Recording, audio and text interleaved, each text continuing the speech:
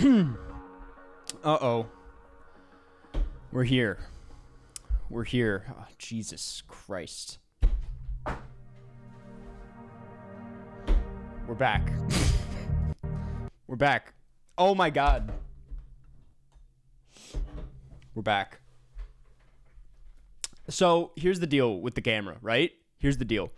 I lost my webcam. And so now I'm using, not the crotch shot, almost spilled my Celsius all over.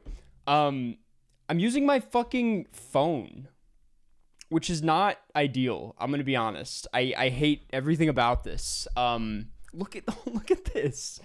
Okay, this might work. This might work. It's terrible. It's really terrible. I think I left it in Chicago. It looks the same to you, but to us professionals, it makes a huge difference. Yeah. Anyway, we're back. It doesn't look that bad. Looks fine. Okay. All right. This is fine. I might just be down here for the stream. Looks better. It actually, the quality is certainly better. I coincidentally tested this out, for the actual like canned video. I didn't have my webcam for that either. And so I was like, let me try with my phone. Cause OBS can do that. And it actually looked better on my skin. But for this, I'd rather, have something else. Is that a Barca jersey? It is. Yes. My girlfriend got this for me. I know nothing about, football over there. I know nothing about Barcelona, the team, anything. So I apologize that I'm a huge fraud right now. But I think the colors look good on me. I think it's very comfortable. And so I'm just going to wear it. But, of course you don't. Of course I don't. No, of course not. Why would I? Study up, World Cup coming. I do like to tune into the World Cup. Don't get me wrong. I'm going to actually have this Celsius now.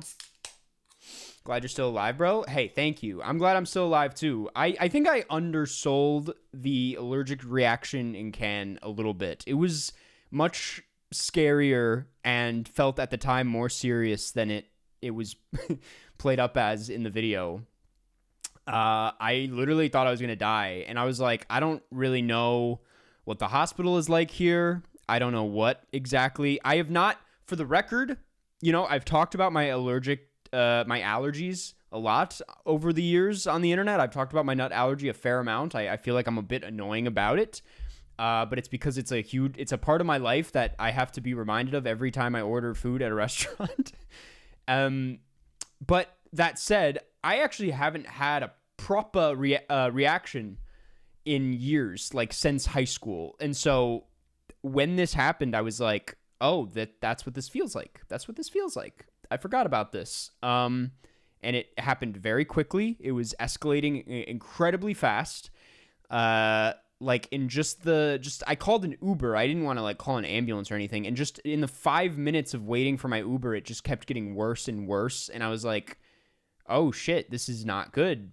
I didn't think I was actually going to die, but I was like, if I died, Minotaur is a good movie to go out on. I was like, on my, like, when you search my name on Google, if it says died and the location was Cannes, that would be pretty, like, appropriate. That'd be pretty iconic if I did die in Cannes. But I didn't. For those who don't know, by the way, like if you didn't tune into the video, I had a panini at Cannes after Minotaur, and it had pesto in it. And honestly, for a long time, I thought I wasn't allergic to pesto. Like I thought pine nuts were a different kind of beast.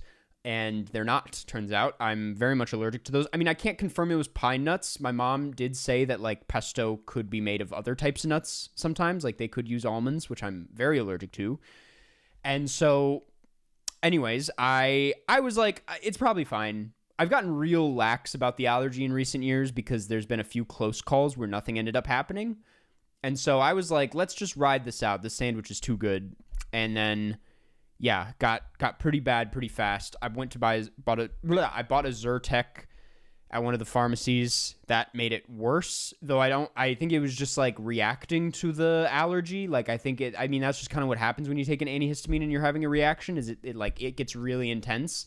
But I also wasn't sure if it was getting worse or if I was dying. So yeah, I can eat peanuts, for the record. I'm a little scared to eat peanuts now because I'm like, I don't know. For some reason, I thought I wasn't allergic to pine nuts, and I'm worried that I grew into a pine nut allergy, and now I'm worried that peanuts are the same, but that doesn't make any sense. They're not in the same category. So was the Sammy worth it? Every time I've had a reaction, I can't really say it's worth it, but they're always to great foods. It is always pretty delicious. I finished the sandwich. Like, it was really good. So I'm not going to say it was worth the trouble. Do you have an EpiPen on you when you're out? So I brought an EpiPen on the trip. I keep it on me, like, if I'm going somewhere I should carry it on me at all times, was the lesson I learned. I've gotten very lax in the last few years, and now I just don't carry it on me at all times. And now I'm like, well, I should probably have it on me. I've never actually used it, so I don't know what that would feel like. Also, I've always been a little I know that they save lives, certainly. It doesn't you have to go to the hospital regardless. An EpiPen just slows it down. It just makes it so that you have some time, which is why I like it on an airplane, for example, which you can imagine how stressed I was the remainder of this trip and on the way home. And I was just like, I can't do this. But, I've never really felt like I'm like, well, I'm always like kind of close to a hospital. So if anything ever happened, I'll be fine. But maybe that's stupid. Maybe I should just have it on me. For anyone out there with allergies, do not listen to me. Carry it on you at all times. So Pitt has changed my perspective on EpiPen. I don't think I've gotten to that part yet. I had yet to see any like allergic reaction, unless I like glossed over it season 1. Maybe I missed it, but I mean, it's not the most like, clearly like when I went to the ER, they didn't give a fuck about it. They were like, they kind of laughed when I was checking out. I was like, he was filling out like my prescription, and he's like, your face is not ballooned anymore. And I was like, fuck you, man. I was stressed. I was freaking out. Anyway, we're back. I had to get that out of the way just off the bat because someone commented it. But we're back and we're alive and everything's fine. And we're streaming. Most polite Frenchman.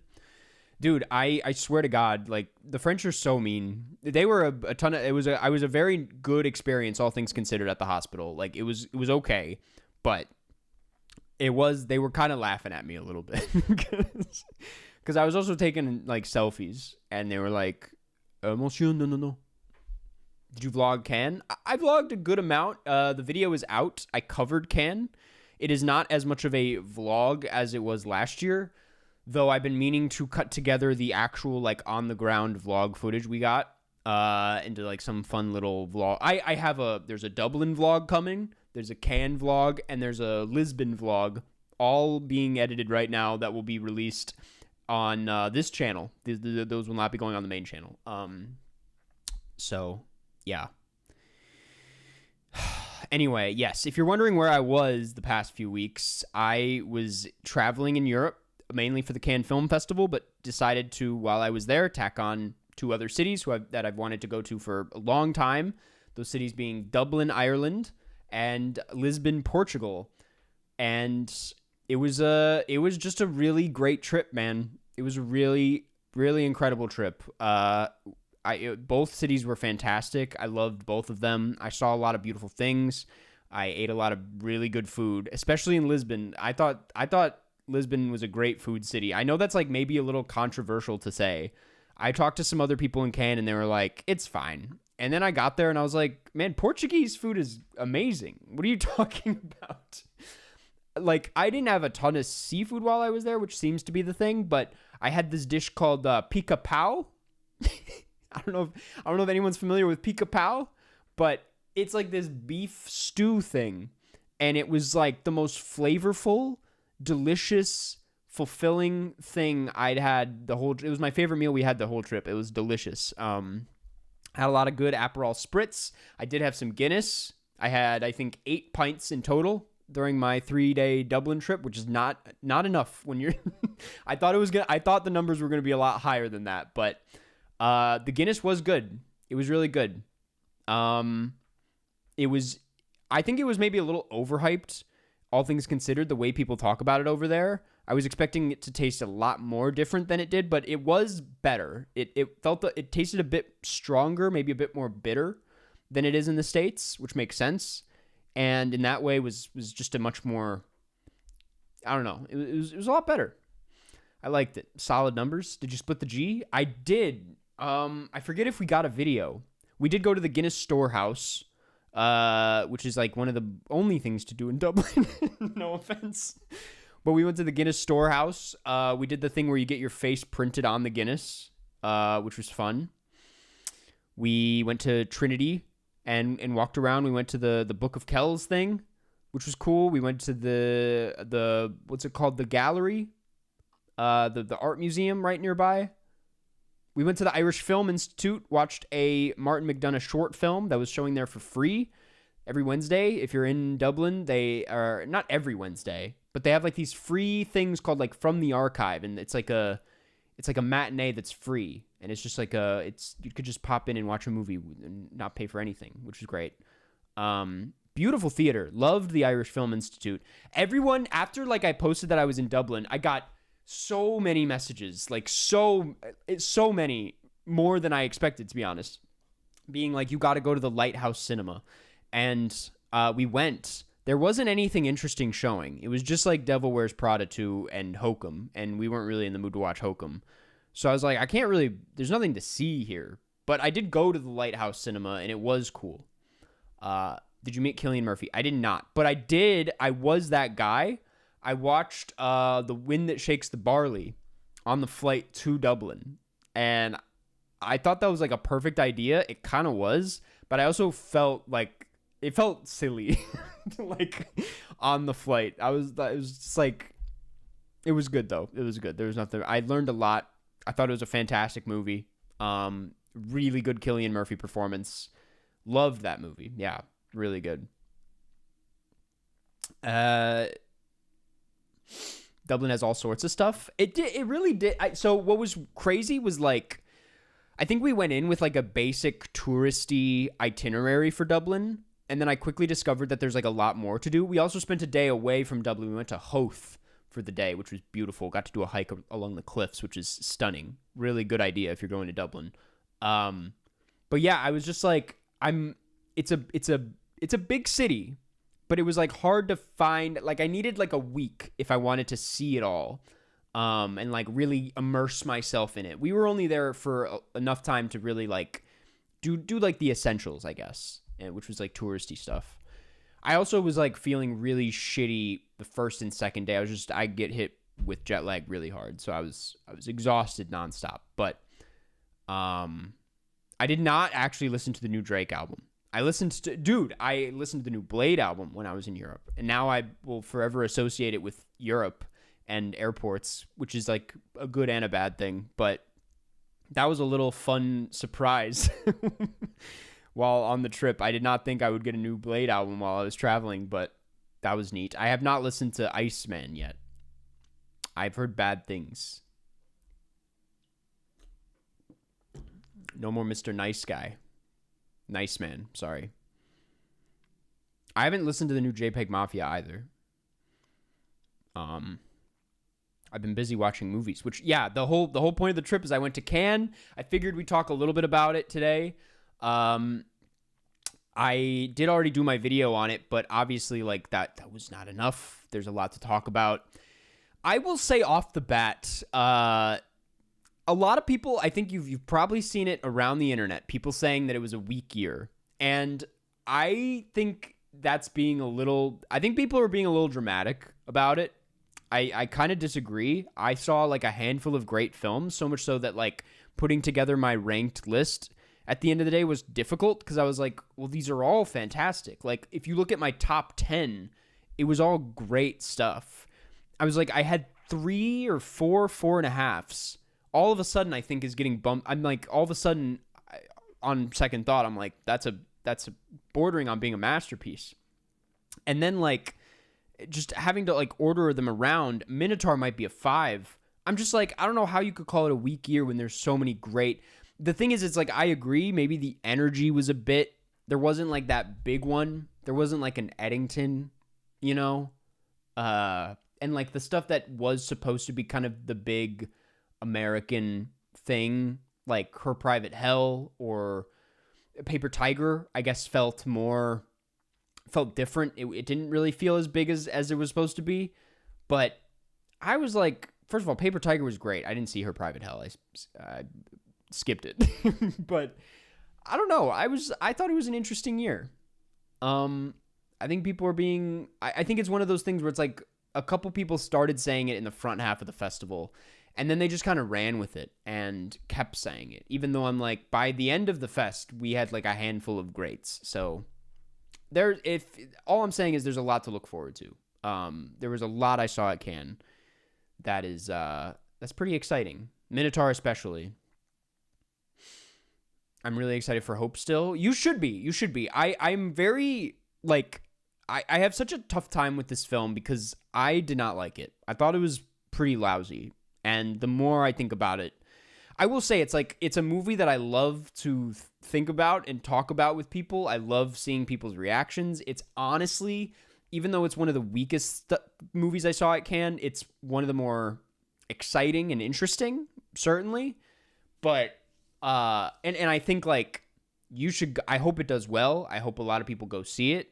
I hope you guys have fun with it. I did not, but I don't like have a. I don't hate it. It's really hard to hate it. I just think it's like kind of baffling how bad a lot of it is. So yeah, I don't know. I also have been thinking a little bit more on the fact that like it really does stand out in a year like this. I mean, it was a year of really slow, restrained European art house, and out of nowhere there's this fucking like bonkers creature flick that's like absurd and like apparently just a part 1 and just is like nothing you've ever seen before. And I think like a lot of people maybe just that it felt really good to get excited about it. It felt really good to see something like that. But I don't, maybe that's like swaying people's opinions on the actual film. Cause I'm like, I don't find any of like the action in it, which is like the thing people are praising the most. I don't find it to be that crazy personally. I mean, it looks nice. It's really cool, but I don't know, man. I've been a little, surprised by some of the praise I've been seeing. But which celebs did you meet at Cannes? I said hi to Jordan Firstman. I congratulated Jordan Firstman on the film,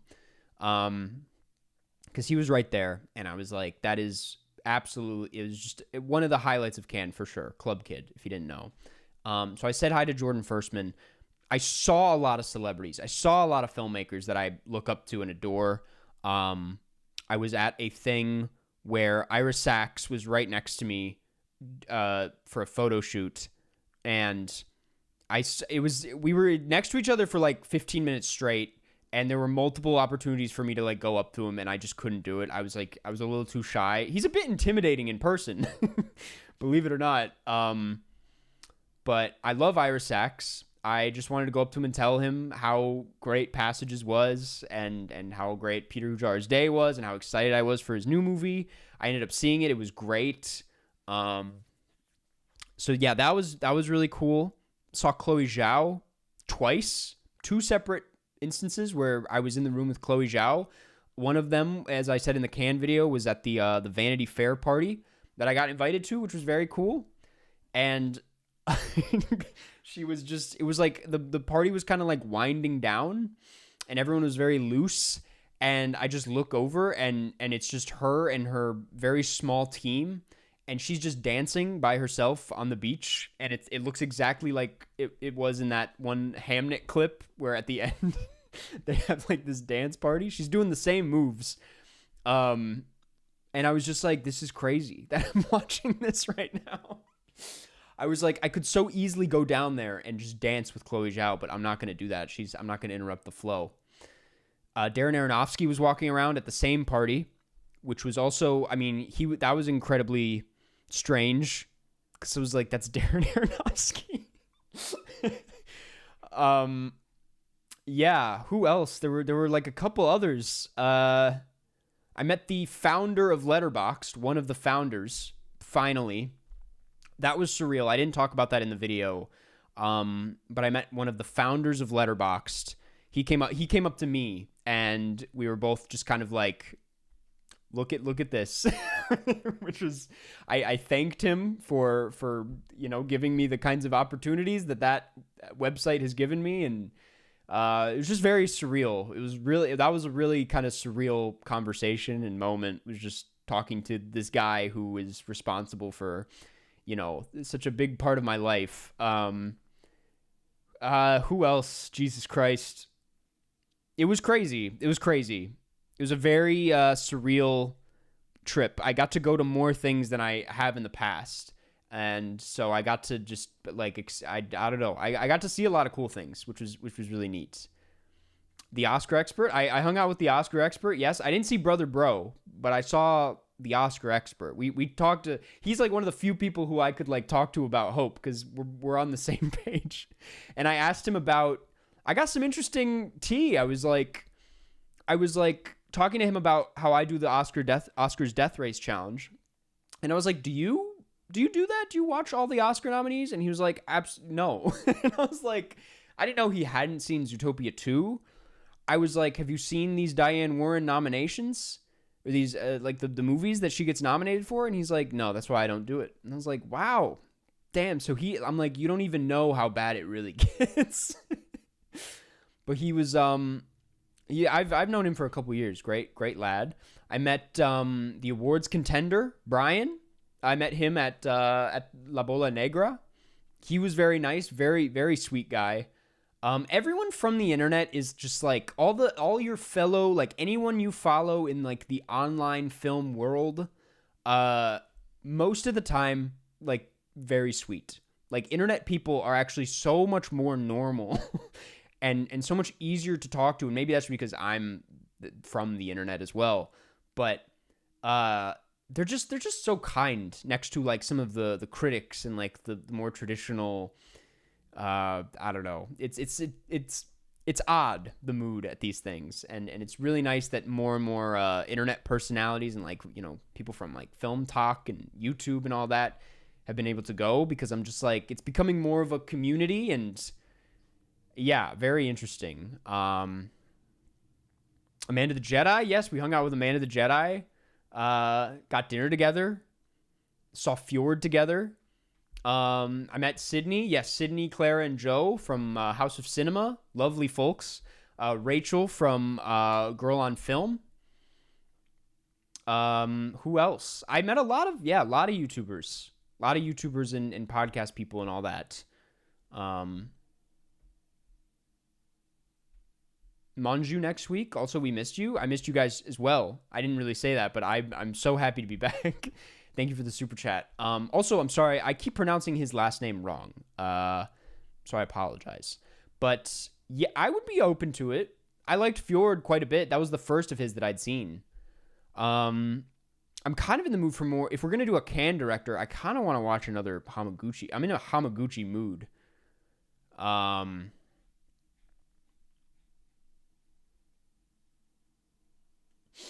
Julian from High on Film. I did not meet whoever that is. I don't know who that is, to be honest with you. Northern Lion Win. I swear to God, I know I couldn't have been the only guy. Obviously, I'm not the only guy. But watching that movie in Cannes, in this packed, sold-out press screening, the first time he shows up, he looks even more like Northern Lion than any of the stills. Like, I cannot emphasize enough how much he looks like Northern Lion in this movie. It's crazy. And I laughed a little, and I was like, does anyone have any idea how silly this is? I was like, this is crazy to me. We are not watching Happy Hour. I'd love to watch Happy Hour one day, but I'm not putting us through a 5-hour film next week. What is the best Western, in your opinion? The Hotel, of course. I kid. I think My Darling Clementine is my favorite off the top of my dome. Show the Shirt King. There's nothing to it.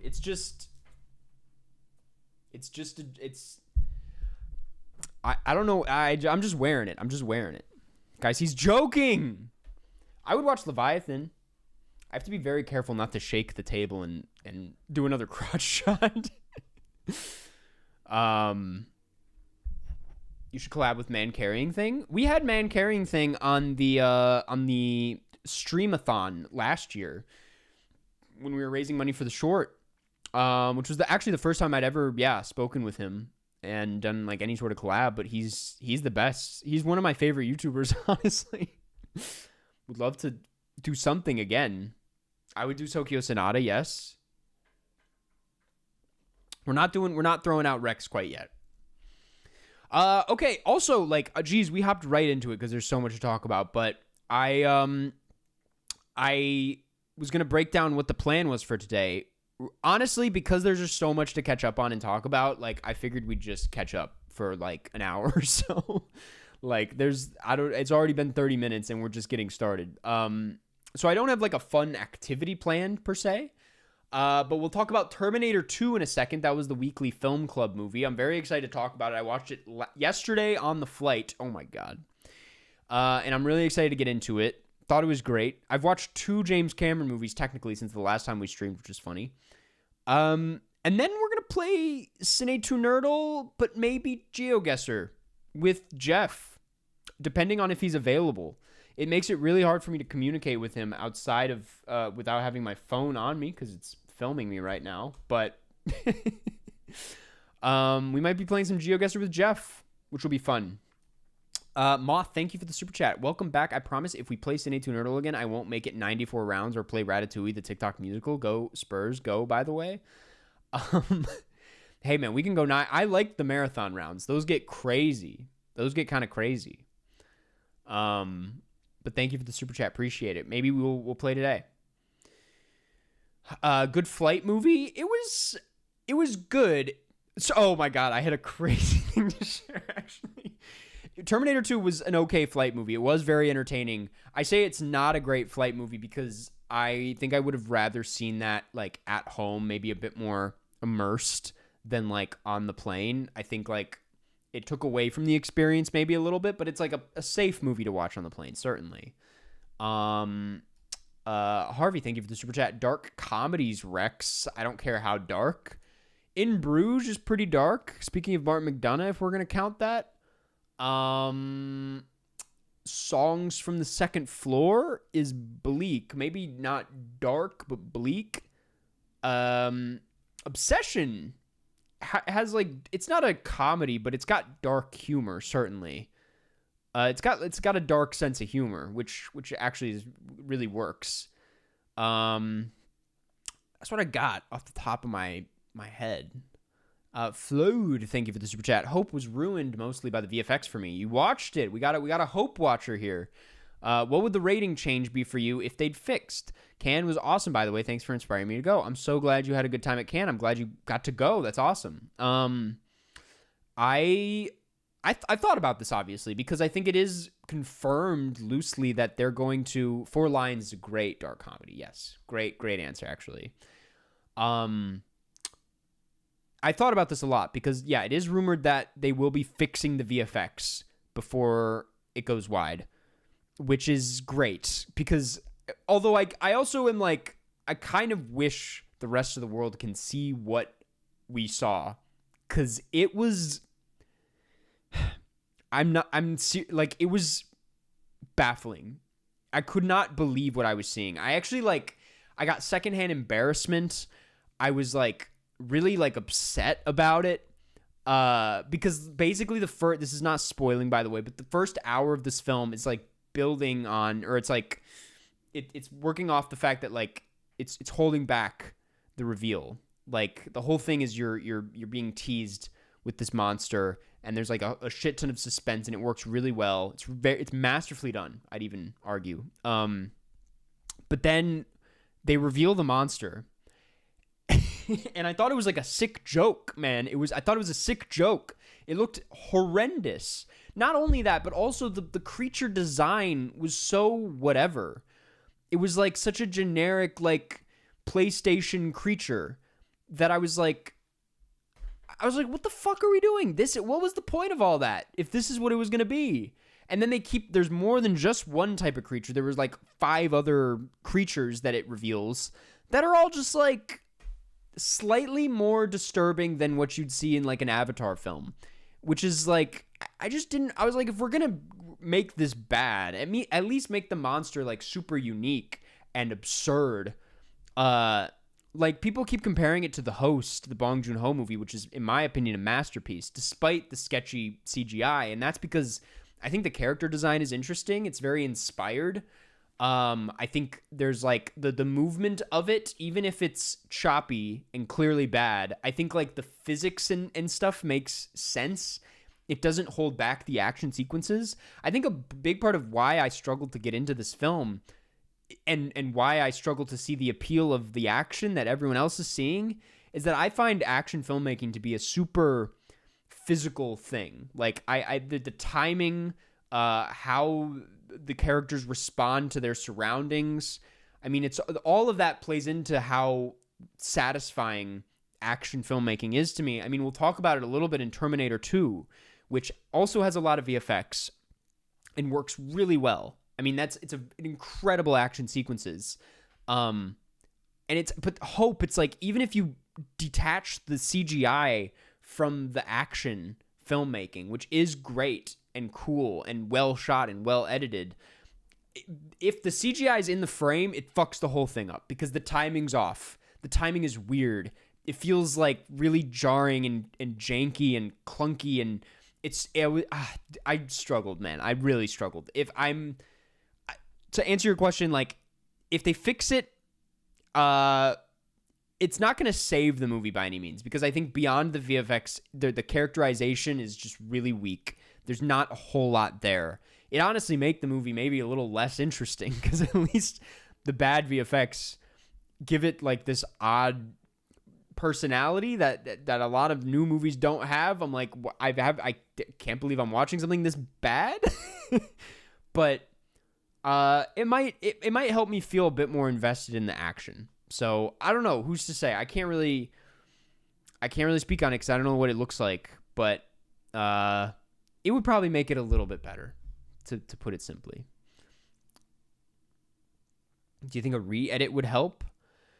If they trimmed it down, yeah, that could also help. A lot of the issues, again, go even deeper. It goes into like the script.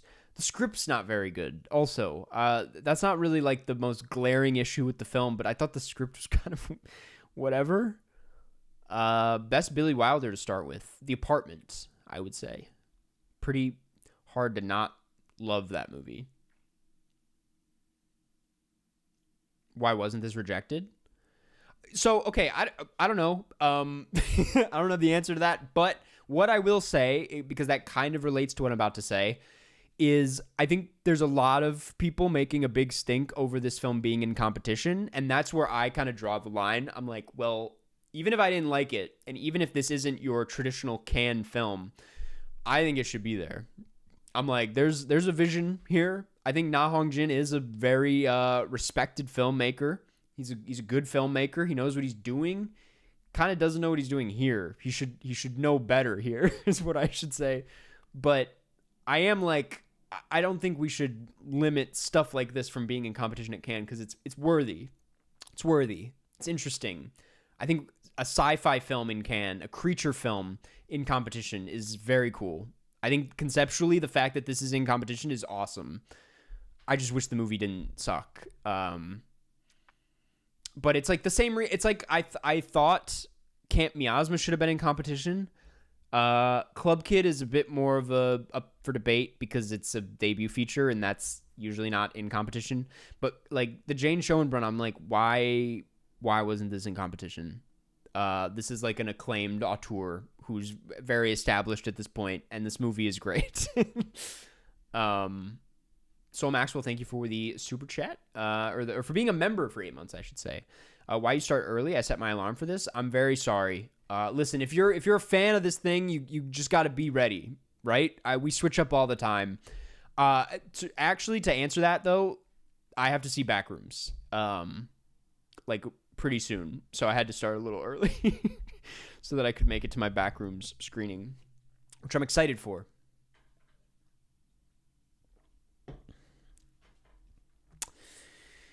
When's your directorial debut coming out? Dude, we're working on it.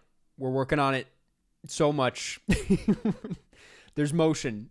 That's all I'll say. There's motion, but I don't know. But I hope soon.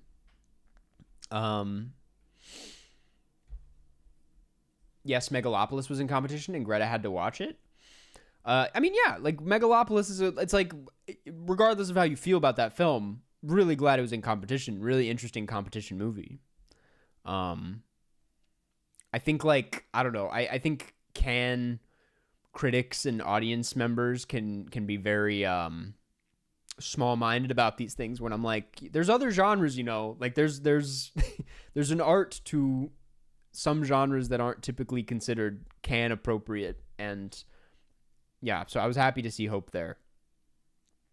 What is this camera angle, Unk? I went over this already. This is my iPhone. This is my damn phone. God forbid I get a phone call. That's gonna suck if that happens. I wonder what happens in that case. But yeah. Favorite stand-up / specials? Best comedian turned actor? Interesting question. God, that's a hard question. There's so many answers. Damn, I'm also like, I'm really bad at special names. I can't name like a single actual like name of a stand-up special, which is pretty bad. Damn, dude. I'm a big Stephen Wright fan, but I'm forgetting what his special was called. Who's your GOAT? I mean, he's up there. A lot of my former GOATs, you can't really call them your GOATs anymore. So it's really, it's a tough question. Not to be like the most, I think it's just because of like a clip from the new, the Netflix festival. There was like a clip of it that went viral, but I think John Mulaney is up there. He's nearing GOAT status. I really love John Mulaney.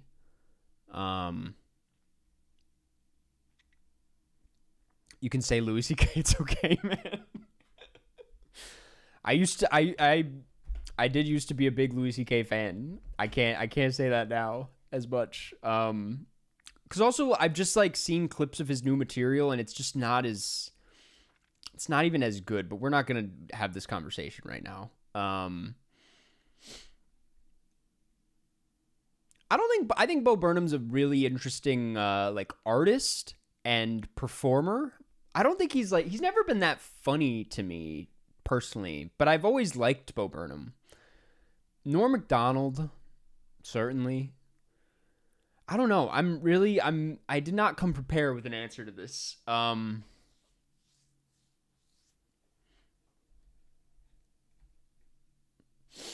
what was the other half to the best comedian turned actor? See, I opened that back up and I didn't even have an answer.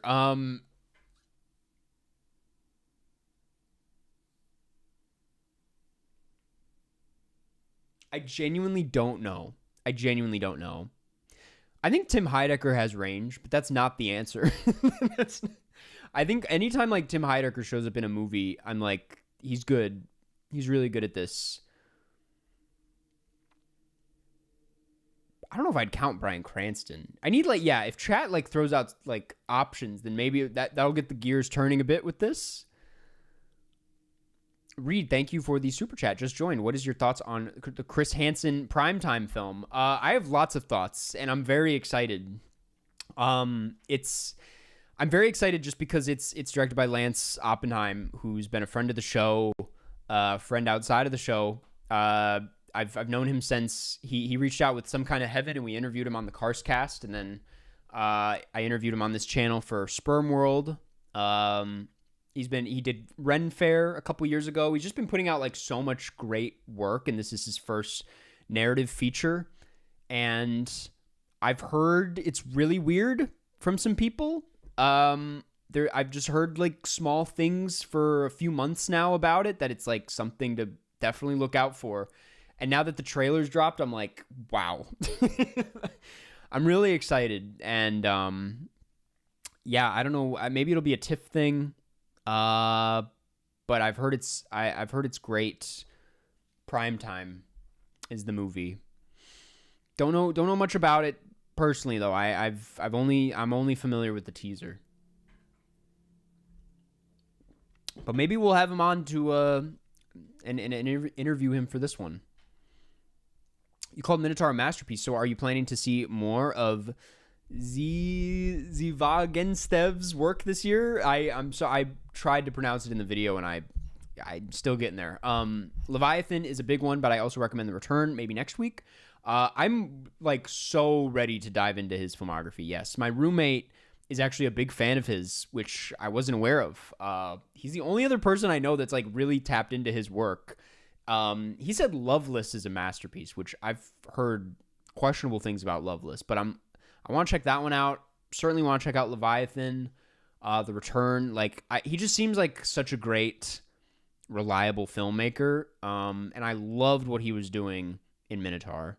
He's a very cold filmmaker, so I'm like, I'm not gonna binge his filmography by any means, but yeah. Invite Lance back and tell him to bring Rob. Can you imagine if we got Rob Pattinson on the broadcast? That'd be crazy, man. I would love to make that happen. Can you introduce me to Lance Oppenheim? I want to compare last names. Yeah, I know a lot of Oppenheims in my life. Actually, it's just you two, but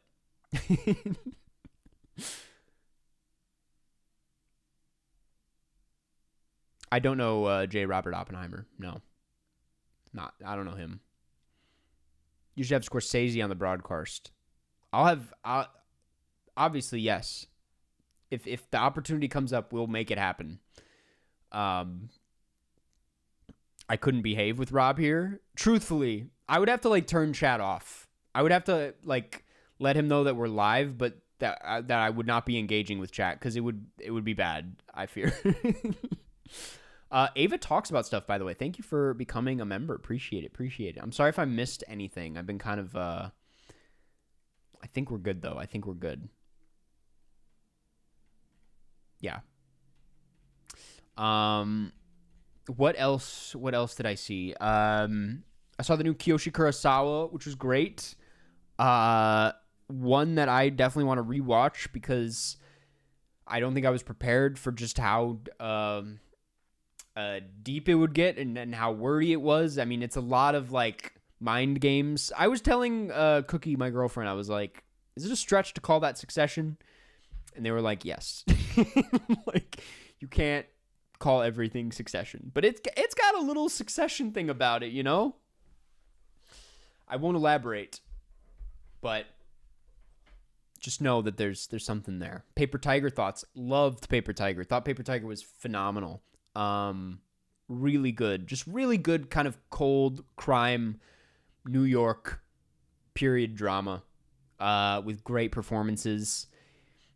I mean, it'll scratch that itch if you're looking for something. I mean, it kind of it gives you that Sopranos, like Breaking Bad kind of like toxic generation of man energy. I don't know how else to describe it. I mean, it's got that James Gray fatherhood tenderness to it. made me realize I need to watch way more James Gray. I'd be really open to a James Gray movie this week, is actually what I'll say. I'm going to open it up to something in his filmography, because that's a place I'd like to go. I was interested in The Unknown. That was good, right? I'm one of the rare unknown shooters. I thought The Unknown was like phenomenal. I thought it was a very special movie. I thought it was incredibly stylish. Like really a bit of a mindfuck movie. I think a lot of people, and this is a very valid critique I've heard, people are a bit disappointed in the fact that it doesn't even come near touching on like because if you didn't know, it's a body swap film. It's about a guy who has sex with Léa Seydoux, not Léa Seydoux herself, but character played by Léa Seydoux, and then he turns into Léa Seydoux, and then it just kind of like spirals out of control and becomes such like a mind fuck movie that's like about what remains without, like, when you're out, if it's just a new body but the soul remains intact, and like how the soul changes and like what sense of self remains, and like beyond just the body swap elements, it's about like how you find yourself in society, like full detachment and all that. It's a tough one to talk about, but like it really got in my head. Like there's people who are saying there's nothing to it, and I guess that just like it just depends on like how much you choose to engage with it, how much you choose to lean into what it's doing. But I leaned all the way in and thought it was like a deeply like existential nightmare that really worked on me. I was going to say the critique that's been out there is that it doesn't really touch on like the gender aspects of the body swap. It doesn't do anything. It doesn't like even touch any like trans themes, even though it very much could. But I'm like, I honestly think like it's, I would rather a film that has no business touching on things that it has, like, if it doesn't have anything to say, then like don't say that, and instead focus on something that it's clearly got a lot to say about, which is just like the existentialism of it. And I thought I liked the route it went, personally. I thought it was really interesting and really unsettling and just really exciting filmmaking. I mean, like how much you'll be into it depends on like how open you are to sometimes ugly choices. There's a lot of like digital zooms and odd camera angles, and it's not a very nice looking movie, but it's an exciting movie. Yeah, I want to defend it so much because I just thought it was so great. And I could even sense in my screening that people were not fucking with it at all. But better than half-assed trans allegory. Exactly.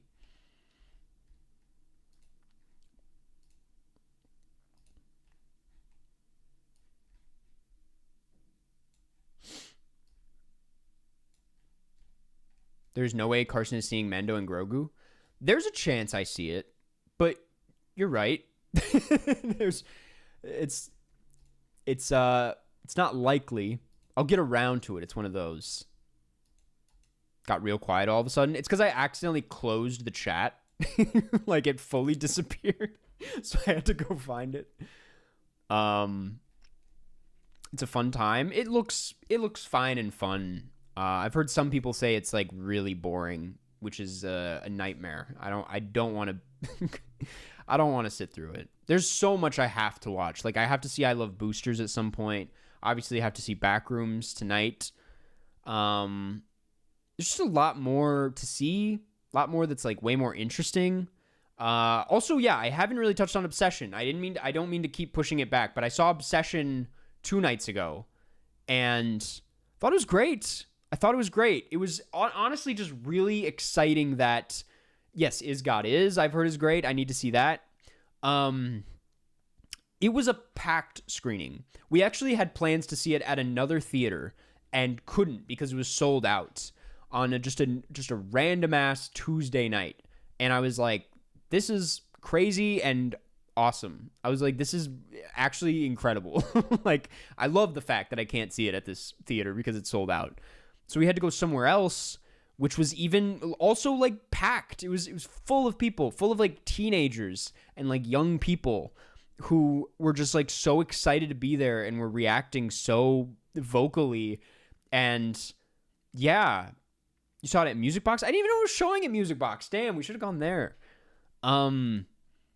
Yeah, it was just like I'm not gonna spoil it. Don't worry, I won't spoil it. But the movie aside, just the performance of it and everybody's enthusiasm for it, and the fact that it's made by a YouTuber, and that it's good, is just like, I mean, I'm really happy about it. I'm really just happy that this movie exists. It's not perfect by any means, in my opinion. I think there's a lot of like first feature isms in there, certainly. There's scenes that I think go like slow down in a way that really doesn't help the movie. Like, I think it meanders a bit. I think the performances are kind of hit or miss, in my opinion. I think she was great. I forget her name, but she's great and really bizarre and was like really uncomfortable to watch in a way that genuinely surprised me and that I loved. I thought he was good. Michael Johnston, who, okay, sorry, I don't mean to keep getting derailed. I have hung out with Michael Johnston, the lead in this movie. He's a friend of Cookie, my girlfriend. We like last year went to his place and had dinner and some wine and played Catan, and I got to know him, and he was like talking about this movie. He's like, yeah, I just wrapped on this like horror movie with this YouTuber, and it was like super fun. He's like, I'm really excited about it. I don't know where it's gonna go. And I was like, that's awesome. That's really cool. And he was like showing us all like the behind the scenes stuff, and I didn't think much about it. We played Catan, and it was really fun. And then like last week I was looking up the stuff and about the movie, and I was like, is that the guy that we played Catan with? And Cookie was like, yes. That's him. And I was like, this is fucking crazy. So anyway, really cool to see him in like such a successful film, and to see it doing so well. I thought he was great. So anyway, I had to share that because I thought it was just a really funny anecdote.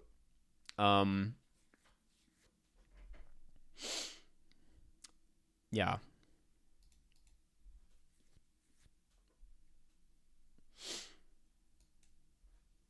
It's kind of insane, all the people you know. I don't know like anybody. I'm really like I sort of know people. I mean, I know people from the internet, sure. And then this is just like a wild coincidence. This is just one of those like really random things.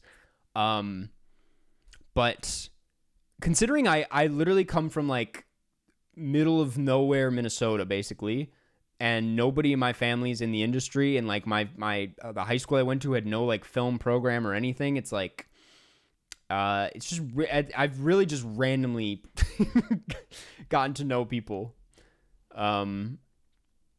like off pure coincidence, which is crazy. And I guess the internet, sure. But do you know my dad? I don't know your dad. Maybe I know your dad. I don't know.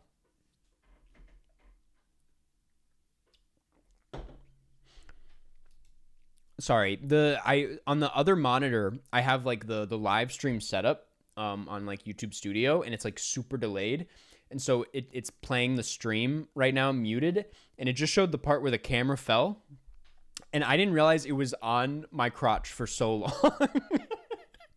I thought it fell for like a second, but the camera was just fully on my keyboard for like 15 seconds, man. So I apologize for that earlier in the stream.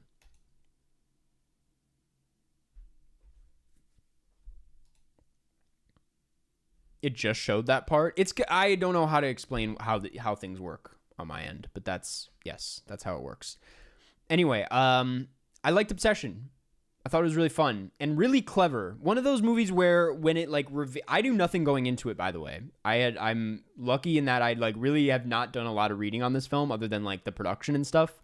But I didn't know what like the plot was. And when it started, I was like, okay. I was like, that's interesting. And this could go so wrong if it's not done right. And then the film like really kind of surprised me in how cruel it was and how it chose to tell the story. I'm not going to spoil, but it just felt it was just a lot smarter about it. A lot more like, again, yeah, cruel in a way that I found weirdly insightful. And yeah, it was one of those that had just like one of these deceptively simple premises that it ended up having.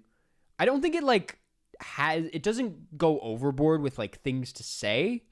That's not to say it doesn't have anything to say, but I think it like keeps things relatively simple, but then ends up being like really clever about it at the same time, which I thought was it's an interesting balancing act. Like it doesn't go overboard and manages to be such a like one that you want to keep talking about and unpacking. Like I think the fact that so many people are like all over the spectrum with this film, there's a lot of haters, and I think there's a lot of really interesting critiques on it that I disagree with, but I think that's the sign of a great movie, you know, that it has that much to offer,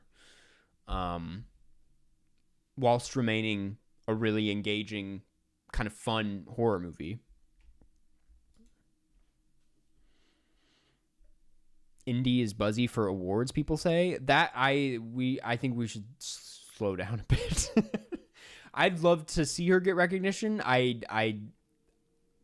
But that's like kind of a Amy Madigan in Weapons situation, in my opinion. I'm not anti like horror performances, but some horror performances are better than others. I don't see that being a nomination.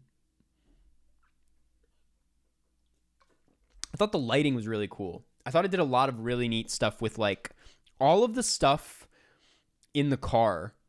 The guy's like car windows were fogged up most of the movie, and I loved that about it. I was like, dog, figure something out with your like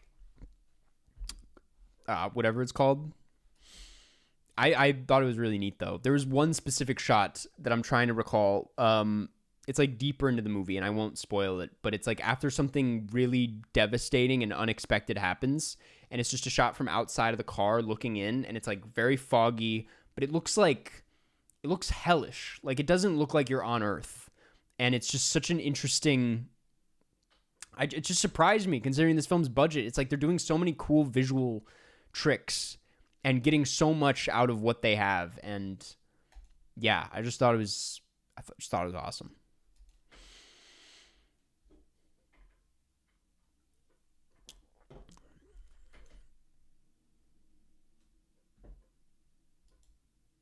What would your one wish Willow be? Gosh, man, I don't know if I would play around with all that. It just seemed like a recipe for disaster. I loved the kind of I'm not going to call it. I thought they were going to pull a Magnolia, and I'm sure it was like a light reference to Magnolia, but the one scene was like, I was like, is this how it ends? And I'm glad it didn't end there. That would make no sense, but really random scene that kind of worked way better than it should. It was like, I was like, it was a little bit of Pizza Movie for a second. This and Pizza Movie, like, you get a pretty good sense of what like Gen Z filmmaking is. Not that I don't know if the filmmakers behind Pizza Movie are Gen Z, but it's like there's like a similar kind of absurdism to both of them that I was into. Thoughts on the cat? I thought the cat stuff was neat. That's not the stuff that I thought was cruel. I thought that stuff was really effective. And I again, not just because like I hung out with him, but I thought Michael Johnson played that stuff really well. I don't think Pizza Movie is Gen Z. I was gonna say I think they're millennials on the low, but the film is like spiritually Gen Z.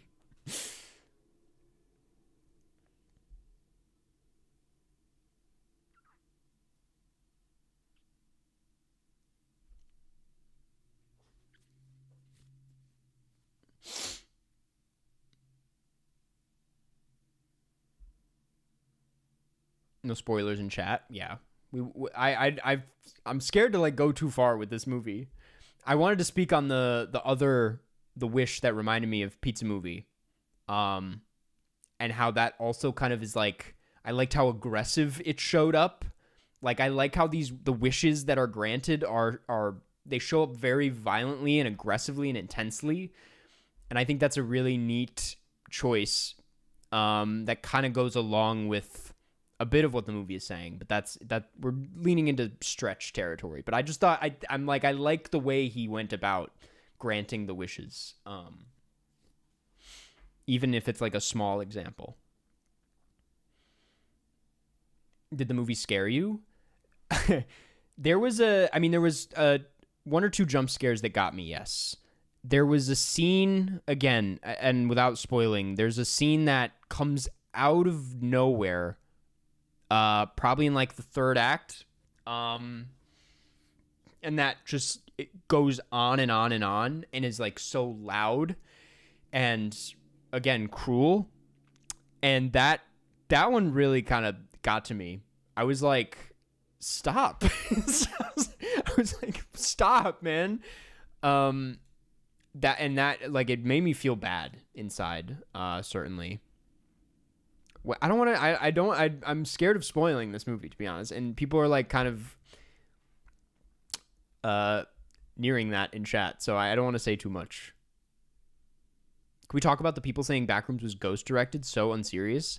Yeah, I can't believe that's caught on. I don't doubt that there was like a lot of like mentoring, and I mean, no movie is like made entirely by one person. That's the whole part of filmmaking, is it's like built up on a team of people. But like, and I'm sure there people were very, the thing about Backrooms is it's like, it was an A24 film that was backed by them from the beginning and had like a lot of resources and serious talent behind it. So it's like, yeah, he's got like some real professionals there. And so it's going to appear like a real professional big film, even for a debut. But that's not to say it's ghost direct by any means. And like, he's there.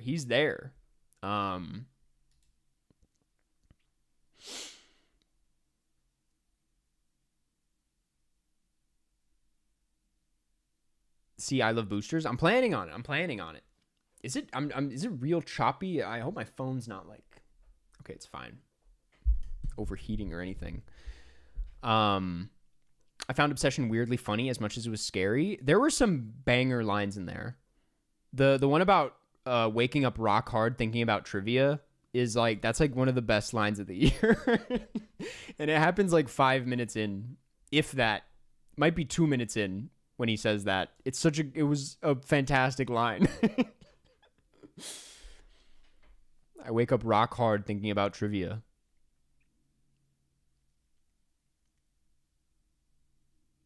I felt the comedy worked better than the horror.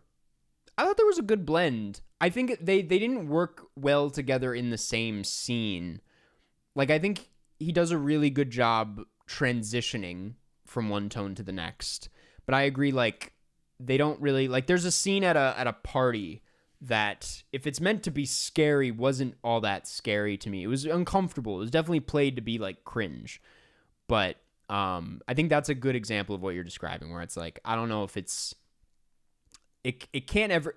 not very good at being funny and scary at the same time. Though I will say there were some very funny moments and some very scary moments.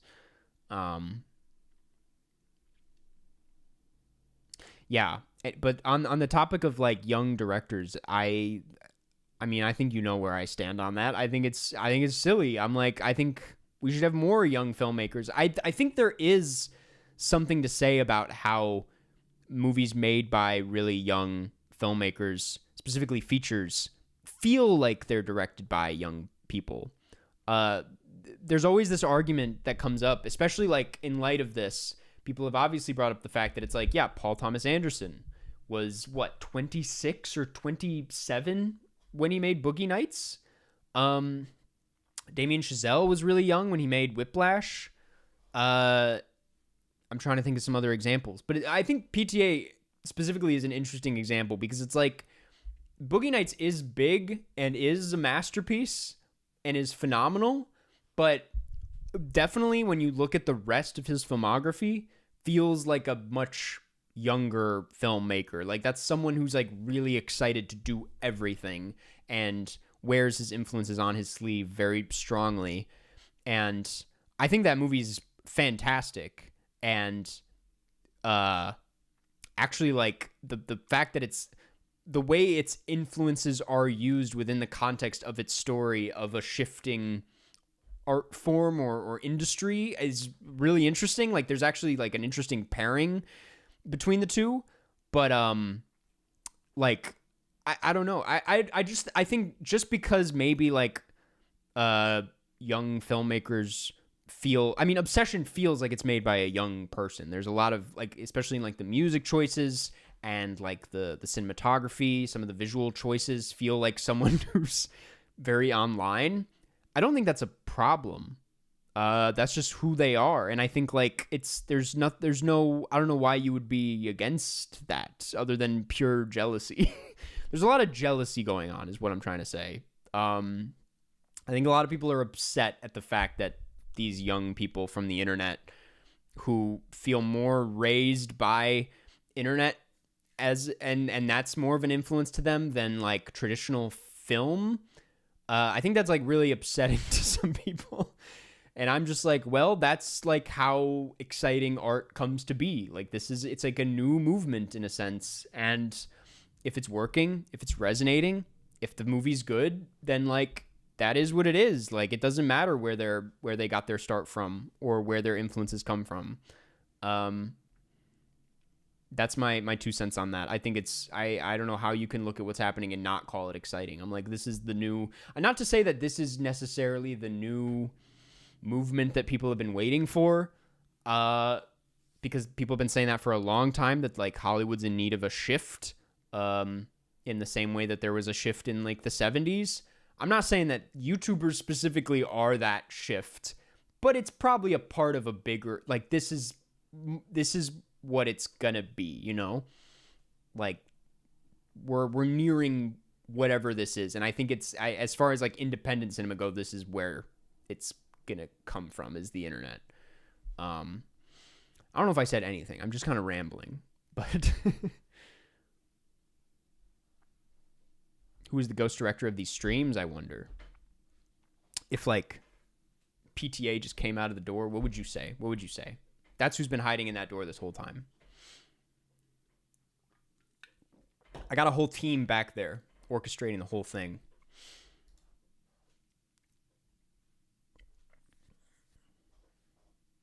I love when a movie doesn't match the vibe of the director, like Ari Aster.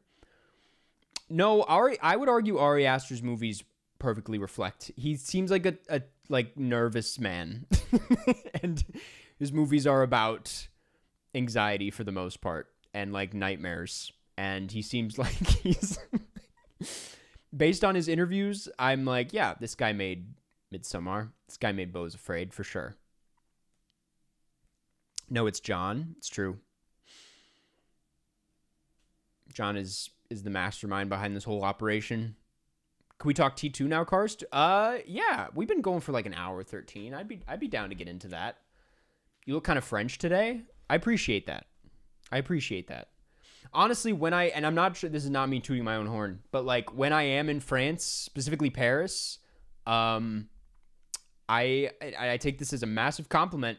French people start talking French to me, and I'm like, parlez anglais?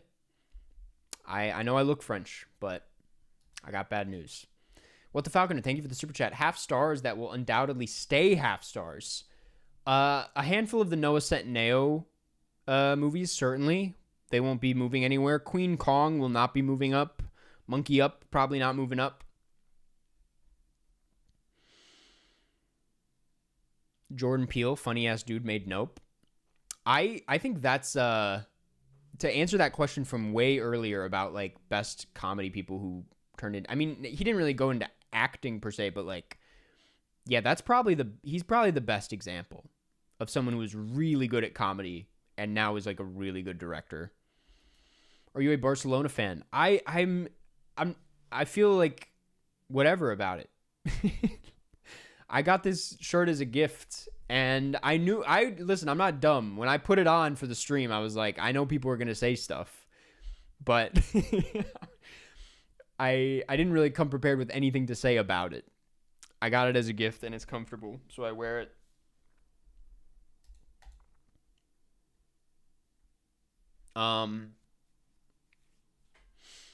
T2 existing is partially why PTA dropped out of film school, and I find that funny. I know what you're referencing, and it's that interview where and maybe actually you're right, because he was talking, for anybody that doesn't know what we're talking about, there's an interview where he's talking about not going to film school, and that's because a film professor was like, if you're here to make Terminator 2, you should leave, because that's not what we're going to do.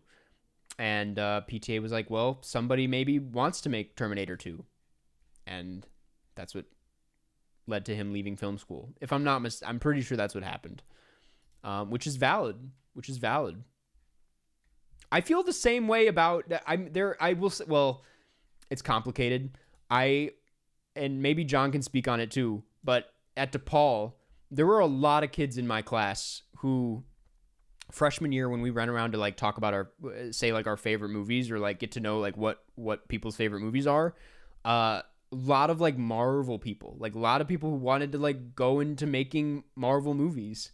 And I think that's valid. It's like there are people who want to like work in that side of the industry. Like if you want to work in that business, work on those movies, like they'll naturally go to film school, and there's something to that. But it was like a lot of people. It was like everybody. And I was like, this is a bit of a problem.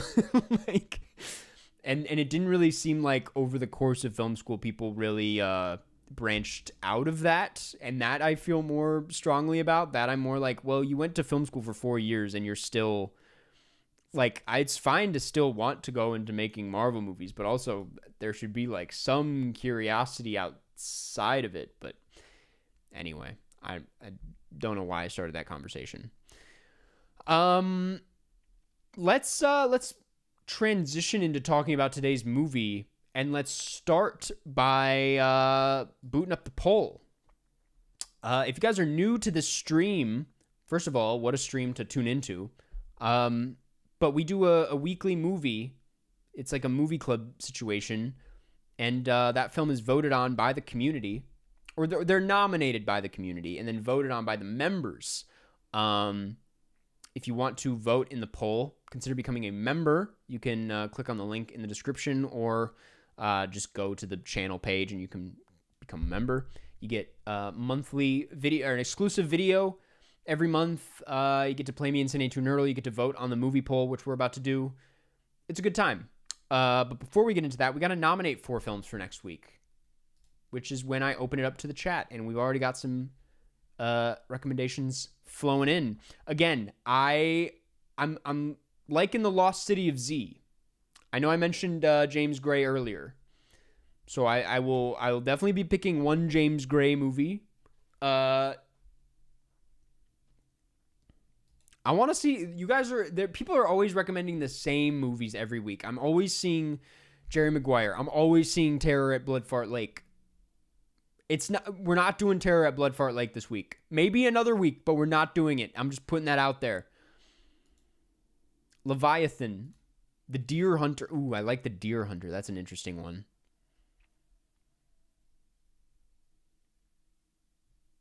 Bardo would be kind of interesting. Some people will be really upset if that gets picked.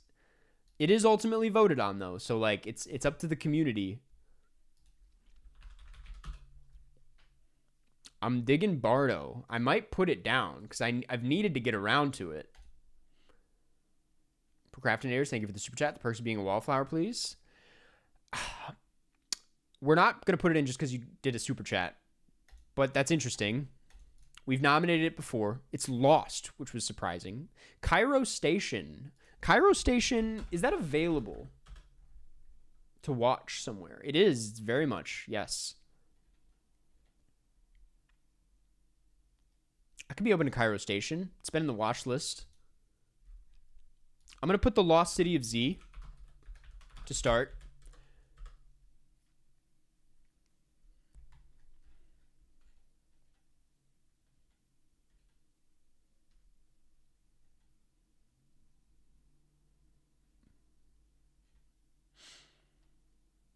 That other one was Bardo. I'm gonna put Bardo in. I don't give a fuck.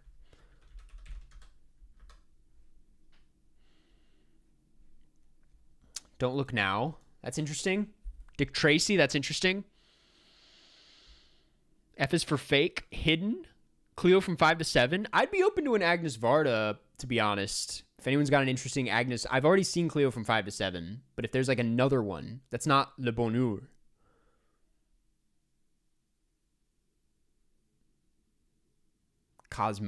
Someone's using their noggin. Cosmopolis is a crazy one, and I'm gonna put it down. I'm really into that idea. Cosmopolis. Dude, if I'm not mistaken, that's the Cronenberg, right? With Rob Pattinson? Oh yeah. I'll put that one down. I'm into that.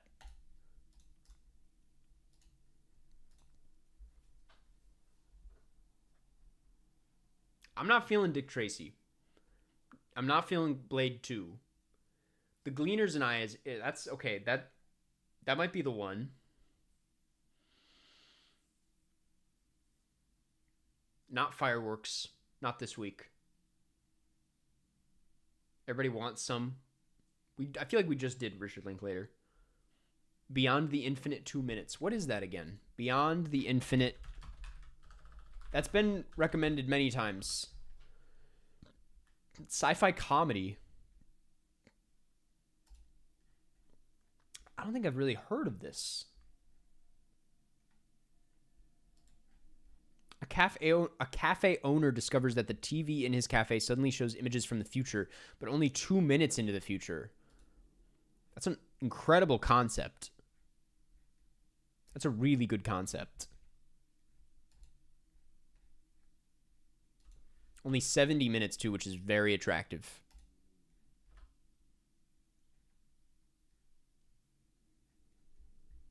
It's been in my watch list. Okay.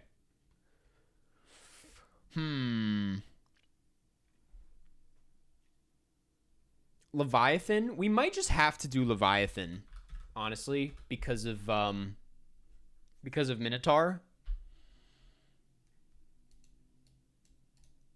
Leviathan 2014.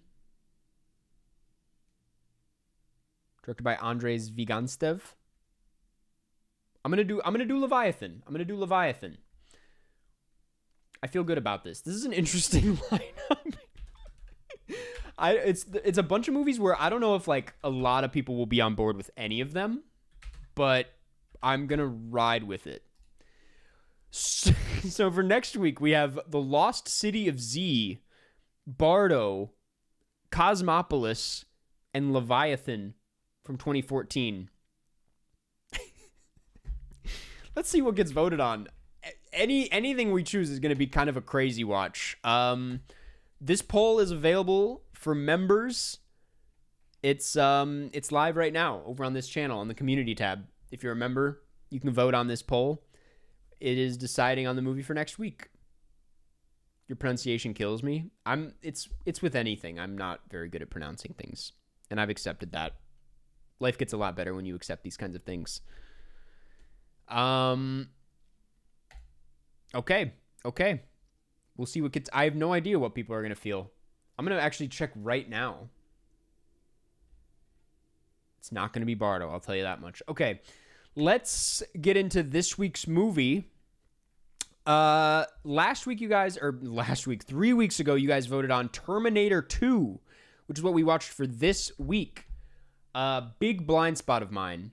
Actually, really funny. I don't know if John is still here, but I recognized it because, and this has been something people have been hounding me to watch for 2 years now, because in one of my, a few years ago, I did a video called Judging Movies Based Only on Their Opening Shots, and John, our mod, was in charge of picking those shots, and he picked Terminator 2. So I recognized it from that video. Iconic opening shot. It's just a bunch of cars, which is actually a really neat shot in the context of like what this film is. I think it's very representative of society and technology and all. Yeah. Anyway, you've probably heard of this film. If not, you've heard of Terminator. It is the synopsis reads: a cyborg from the future, identical to the one who failed to kill Sarah Connor, must now protect her 10-year-old son John from an even more advanced and powerful cyborg. That's the plot. By the way, I have pics for part 3 of that video ready to go whenever you want. That's good to know, John. The second video in that series was a bit of a flop, so I don't know if I'm going to go back, but maybe we're ready now. Maybe people are ready for the 3rd edition. I love doing that video. I think it's a lot of fun. This movie is directed by James Cameron, as is the first film. It came out in 1991. Where is this in like the timeline of James Cameron movies, by the way? I was very interested in it. I know it came out before Titanic. Sort by newest first. Yeah, this was 1991. Titanic was 1997. Something I was not aware of. The first Terminator came out in 1984. This didn't come out until 1991, so a bit of a gap there. From what I read, it was a bit of a headache to get this thing off the ground as far as like the rights, and like James Cameron wasn't super interested. I don't think so. I think like Arnold Schwarzenegger was way more interested. Like he's the one who tried to get this thing going. Really interesting. I was not aware. I thought that because of the success of the first one that this immediately got made, but in between he made Aliens, the sequel to Alien. He did The Abyss, which I haven't seen. And then we got this one, which it's our first sequel, I believe, on the broadcast. And it's really interesting that we watched this and didn't watch Terminator 1. I mean, did anyone watch both films for today? I kind of planned to. We had a full 3 weeks to prepare for this, and I was planning on watching the first one again to kind of prepare. I ended up getting kind of lazy, and also the can of it all, I just didn't get around to it. Did like a quick refresher on like what it was about, but yeah, kind of just jumped right into this one. I just watched the first one. I watched both to prepare. Okay, that's very okay. All right, you guys did more than I did. I've been meaning to rewatch the first because I have kind of an embarrassing Letterboxd activity with this. My review for the first one from 2018 was, how can something be so fun yet so boring at the same time? Not great. Not a good review to have out there with 6,000 likes, and it is the most popular review for it. One of those many Letterboxd moments that will haunt me. Yeah, definitely want to rewatch this one. Not a terrible take. I mean, maybe there was something valid about Old Cars and his feelings on it. It was part of the 100 movies in one summer video, so it was kind of like slammed in there with a bunch of other essentials, and for some reason just didn't really do it for me. I remember I watched it kind of near RoboCop, and that one also didn't do much for me. Similar kind of movie, off memory, and RoboCop is one that, like, when I did eventually rewatch it, I was like, that's kind of a masterpiece. Like, it's teetering on masterpiece status. So I would not be surprised if this hit more on a rewatch. But speaking solely on Terminator 2, this went over pretty well. I thought this was fantastic. I thought this was a really, really good movie. One of my favorite James Cameron movies, actually, which is crazy to say. Yeah, bit of a kind of an accidental great choice for this week. I fully didn't, and maybe someone said this in chat, which is why it got voted on and picked eventually, but I fully did not realize that we would be timing this with this film's re-release. This is currently like in theaters. Maybe it's already passed, but I thought like literally this week it's having a re-release. And there are like IMAX, 3D, 35 millimeter, 70 millimeter screenings of this across the country. Was not aware that would line up with this broadcast. But apparently it's out there if you missed it for this week, or if you want to rewatch it. I even considered it. I was like, damn, I thought this was great. And I kind of want to see it in 70, and I think it's playing in 70 near me, so something to consider. Also funny because there's another James Cameron movie out right now. Actually, maybe it's not in theaters still, but it's since the last time we streamed, I went to see the Billie Eilish concert film because my girlfriend's a big Billie Eilish fan. Also directed by James Cameron. James Cameron's in the movie. I was going to make this my Letterboxd review. I think that movie is fascinating, the Billie Eilish one, because it's a 3D experience, of course, but James Cameron himself is in the movie. So you're watching James Cameron himself in 3D, which is next level. You don't really get that in the Avatar films, so worth seeing. Anyway, though, we're taking a step back. This is pre-Avatar, pre-Titanic. This is, I think, the earliest James Cameron film. Well, I guess, no, the first Terminator. But it's I feel like over the years, I've gotten really familiar with James Cameron. I've come to appreciate James Cameron a lot more. I think he's a really interesting director. I think he's a very good director. This is a great example in that I think there's a lot of he's really cheesy as a filmmaker, but in a way that I love. I have no problem with his like overly hopeful, kind of cheesy, sentimental style. Because most of the time it really works. There's like people who really hate Titanic for whatever reason. Anytime I bring this up, that Titanic is like one of my favorite movies of all time, I get shit for it. But I'm like, that I think is a really powerful, beautiful, and really well cut film. It's really entertaining and some of the best like blockbuster filmmaking you can find. I think he has a great blend of giving you like big cinematic excellence. Like he's really great at scale and like showing you something huge and making something like worth your time, knowing how to use the form to its best, the best of its abilities. But he's also really good at like tapping into a sort of humanity in there. I think that's why like the Avatar films are a little frustrating to me, because I think he's going for something really cinematic and big and unique and, you know, unlike anything any other art form can give you. But he kind of loses the humanity in there, in my opinion, even though they have like pockets of greatness. Certainly The Way of Water, I think, has the most of it. But I think this is a great movie because it blends those two ideas really well. I think you get some of the best action sequences of its time. Certainly. That is not really up for debate. The action in this movie is phenomenal. And I also think that, like, and this is off memory, it takes this story, this character, into a much more like personal and human direction. And is like weirdly touching. I thought this movie was like so touching, which is fascinating because I think I remember the first one being a bit cold.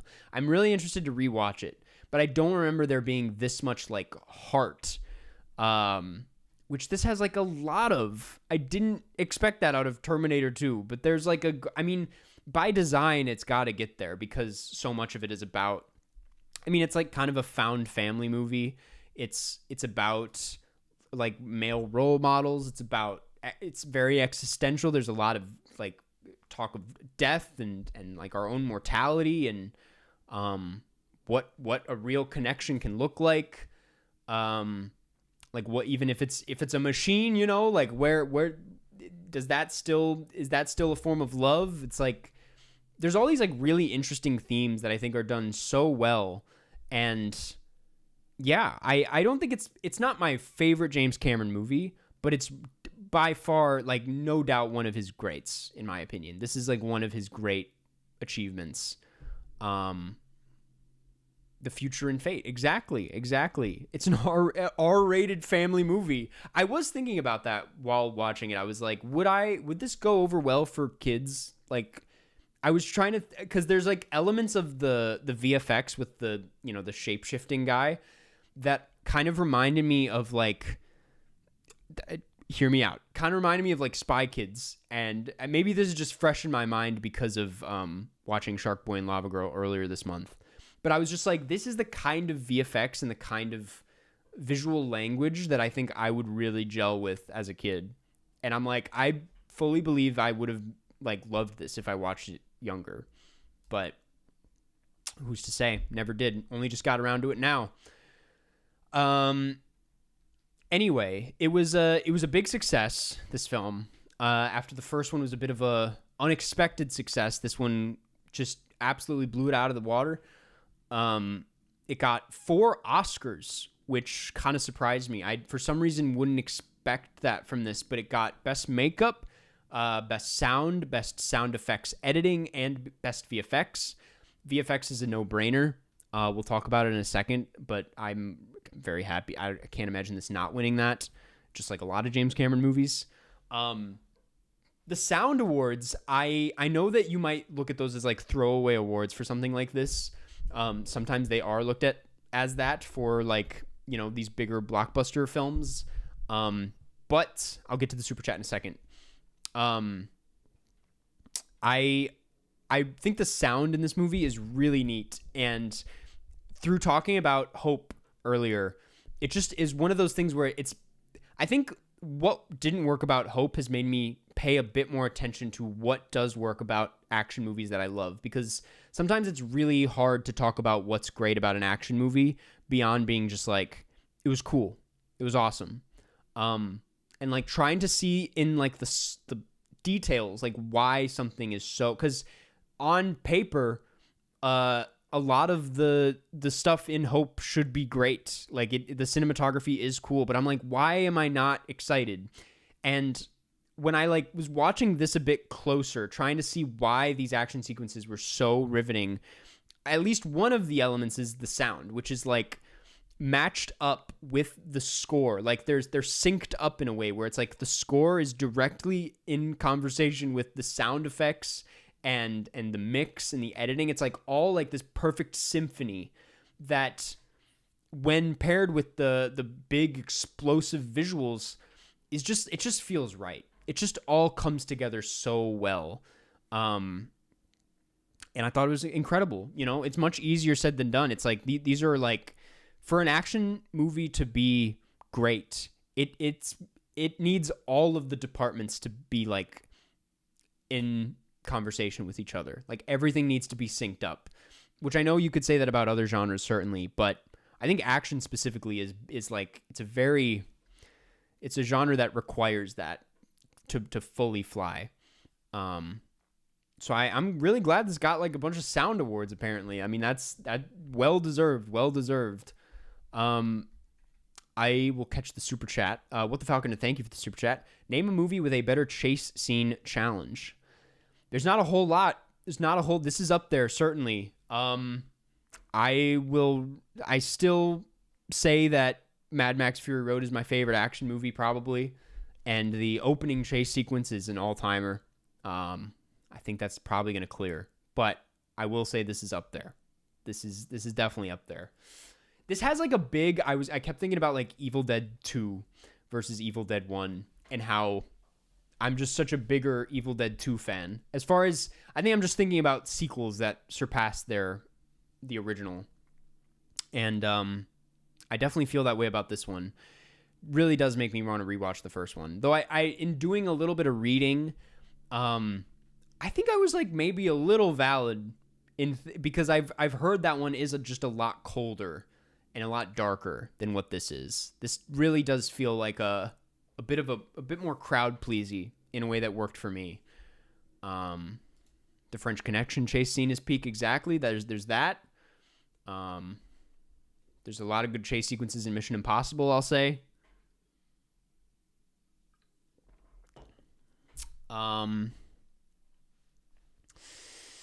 Yeah, no, I thought this was great. There's a lot of, I could be wrong. Correct me if I'm wrong. There's a lot of truck stuff in this movie. Like a lot of these chase sequences involve trucks, and this is a detail I point out because if I'm not maybe I misheard this somewhere, but didn't James Cameron used to be a truck driver? I thought like that's how he got his start. And it's a part of his history that I've always thought was like really fascinating. I was like, damn, like one of our best most successful directors used to be like a truck driver. And like, that's always been like a really, I'm just like, he's had to have like seen some shit. He's had to like thought about shit. Like, it's just such a interesting background to have as a filmmaker, in my opinion. And I've never really like seen it so literally show itself in any of his movies. Obviously, like, it doesn't really come up. But I was like so happy to see like there's all these like specific truck details, like the way the way it moves, like the physics, like the paying attention to specific parts of the truck and the technology. It's just, I was like, clearly this guy's driven a few trucks in his time. Like, I thought it was great. Cars, try to guess the 5 billionaire directors.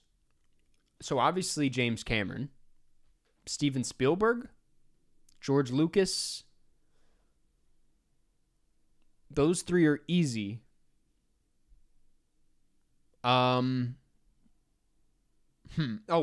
Peter Jackson? Probably? I don't know. Billionaire. Billionaire's crazy. Is this real? Are there 5 billionaire directors? Sean Baker. One of them is not super well acclaimed. Jon Favreau?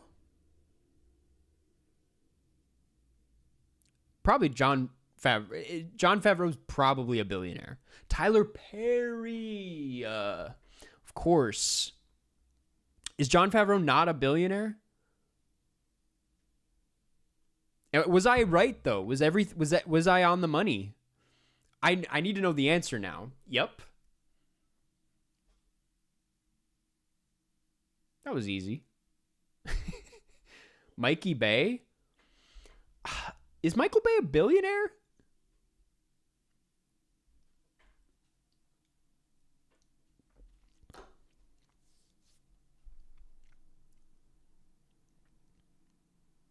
Who I still am not entirely clear if which one I'm right about and which one I'm wrong about.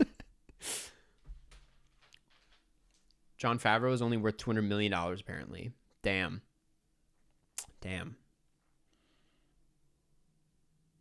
He's got to get his money up. Anyway, yeah, so the truck stuff is great. The shape shifting is incredible. That guy is so good. That guy's incredible in this movie. Probably my favorite part of the whole movie. Again, like better VFX than Hope, I'll say that much. It's the kind of VFX choice where, given the time period and given some other choices in this movie, like some of the dated like freeze frames and cross dissolves that feel very much like of their time, you would maybe expect the VFX to be in line with that, but like it's like flawless physics. Like every single, like you don't really like see the masking. Like every time he goes through like a wall, or like there's one where he's like backwards and then his face shows up and you don't even like notice when things are shifting. I thought it was incredible. I thought he just looked amazing, and I could watch that stuff all day. The one-liners are great, just like the most perfectly timed one-liners. They're iconic, obviously. Loved all the flames, all the explosions, all the broken glass. Felt really over the top in a way that was just incredibly satisfying and hit in all the... It was never like a cop-out. It was just like... It was like perfectly paced and perfectly built up. Yeah, I already spoke about the sound design. One of the best kid actor performances. I don't know if I agree with that. He was lovable. That's what mattered. What mattered is that you liked the kid, you know? I don't know if the performance was all that, to be honest. The Arnold performance is interesting too. I mean, I know that this is the character, but it's like the kind of thing where it's like it could play really bad, and it is what it is. Like he's a robot, but it's like it worked for me. I thought Arnold was great.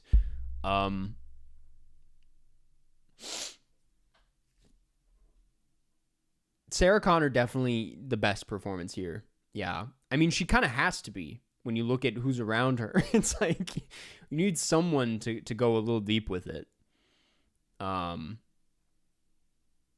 Yeah, I like how many genres this jumps through. Like, it is an action movie at the end of the day. It's also, I mean, it's like sci-fi. It's an apocalypse film. It at one point turns into a road trip movie.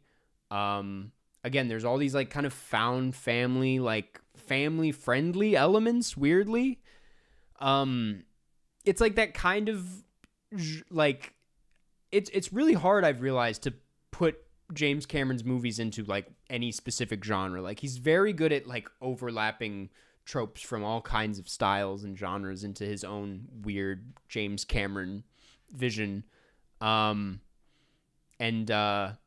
Yeah, I thought this was, again, a really great example of that. It worked in whatever genre it chose to be. Yeah, also like, it's really hard to go. Obviously, like there is like, you can go deep on this movie. There are plenty of themes about technology and fate and humanity and what role we serve in the greater scheme of things. But I also just think it's a really cool film. That's like really like the main appeal. It's cooler than a lot of James Cameron movies. It doesn't really feel as corny as some of his stuff, which is nice. Yeah, I loved it. I loved watching this. Again, if you're showing up late, I did watch this on an airplane, and while it is a safe and very entertaining airplane film, it actually, like, pace-wise, goes by so fast. It's over 2 hours. It's like 2 hours and 15. It does not really feel like that. There are some moments that drag a bit, but like, it does like fly by just because of how gripping a lot of these sequences are. The action sequences go on for a long time, but like they don't feel like that, which is the sign of a great action movie. It's another part of hope that doesn't really work, in my opinion. It's 2 hours and 40 and does feel like it. But yeah, anyway, going back to the airplane thing, I really wish I saw this in theaters, and luckily it is playing in theaters. So if you haven't seen it, you should go check it out. I highly recommend seeing this on the big screen. I can't imagine how fun it would be. I would see this over the Billie Eilish movie.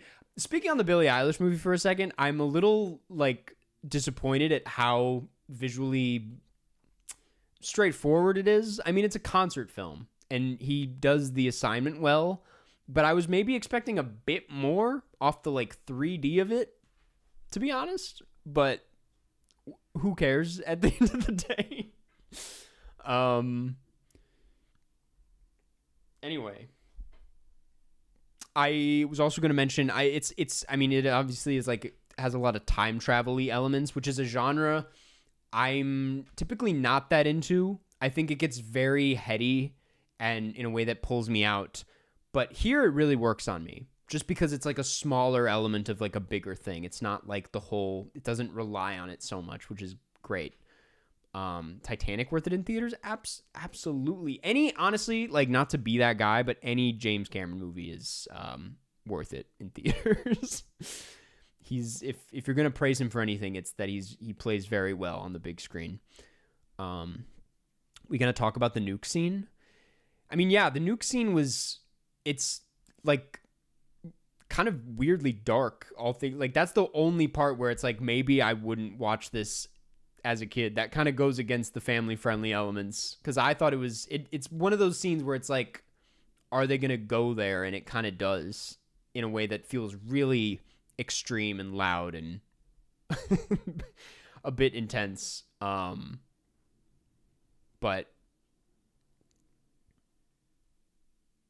I'm not talking, no, not the first one. I'm talking about the one that's like deeper into the movie.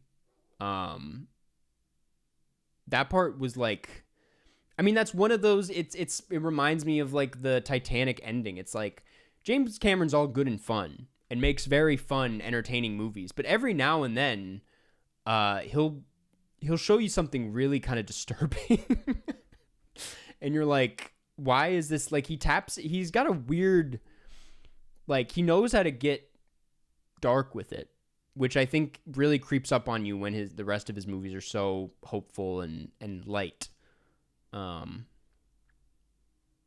What kept it from being 5 stars?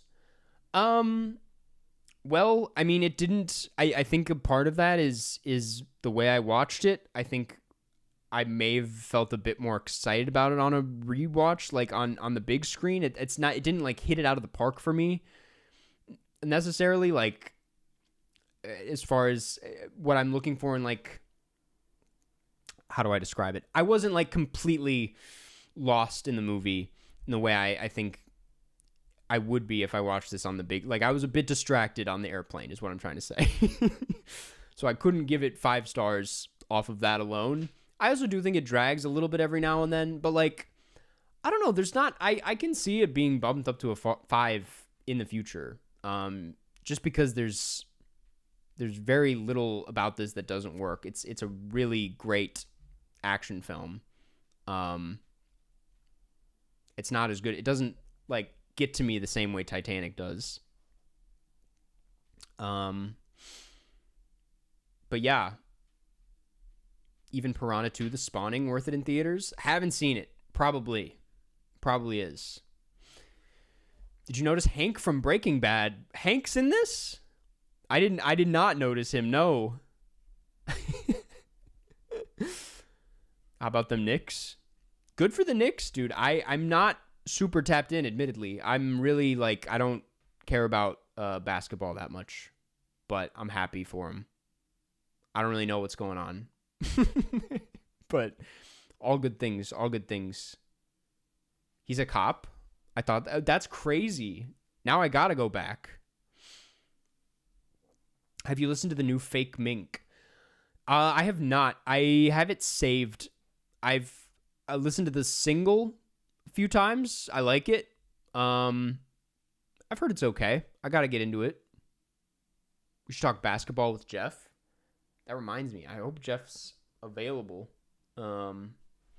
I might just cold call him on Discord to see if he answers.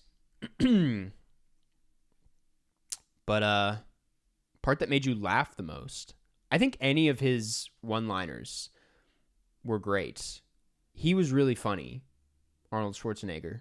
He was like, I mean, obviously the hasta la vista, but also just, even though it was like really emotional, the ending where he's like, he has to, I don't mean to spoil, it's an old movie, but when he has to like sacrifice himself and he's like, goodbye.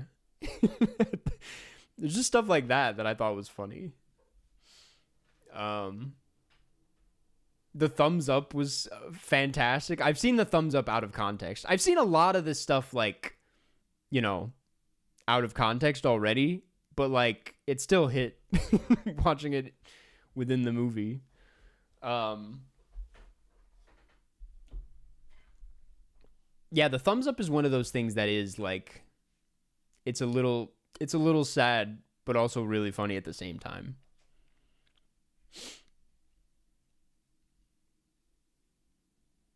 He should have done that in at the end of Titanic. When he's going under. Can you elaborate on Fatherland? Sorry, I'm late. Yeah, I feel like I barely touched on it in that video, and I feel bad. I wanted to say more, but it's not a movie that really gave me all that much. I thought it was just boring. I think that's like what didn't work for it. I thought it was beautiful. And I thought the way that it uses the road trip film within that context to like go through, you know, as a way of passing through history in a way was really neat. But like their relationship, which feels like all there is as far as heart goes in the film, really just didn't go anywhere for me. As great as they both were, Sandra Hüller and whoever plays the man, I'm forgetting his name. There just like wasn't a whole lot to actually like grasp onto. Although like when you zoom out conceptually, the film is very interesting and very beautiful. It's got a beautiful ending, by the way. I really failed to connect with what it was giving me, which is really frustrating considering, to answer your question, I really loved Cold War, and I love Ida. I think he's a great filmmaker, but this one just left me like way too cold. It is brief. It's 70 minutes. It's like 70 something minutes, which was really nice. And I don't think it would be a better film if it was longer. I think that's a good length for what this is. I'm excited to maybe give it, I mean, there's no excuse not to check it out again, whenever it comes out. I'd be interested in maybe giving it another watch. But yeah. I think I'm going to wrap it up on this. I gave this a 4.5 out of 5. If you didn't know, Terminator 2. Loved it. Probably in the grand scheme of things, second favorite James Cameron, which it's better than any of the Avatar films in my opinion. It's not as good as Titanic, and I haven't seen the rest. So take that with a grain of salt, but definitely one of the examples of why he's such a good filmmaker. It's a great example of that. You get all of the heart, all of the cheese, all of the thrill, all in one neat package. And I thought it was great. I'm excited to check out I'm excited to rewatch the first one. I am going to grab a quick snack, and then we'll be back for some GeoGuessr or Cine to Nerdle, whichever one works better.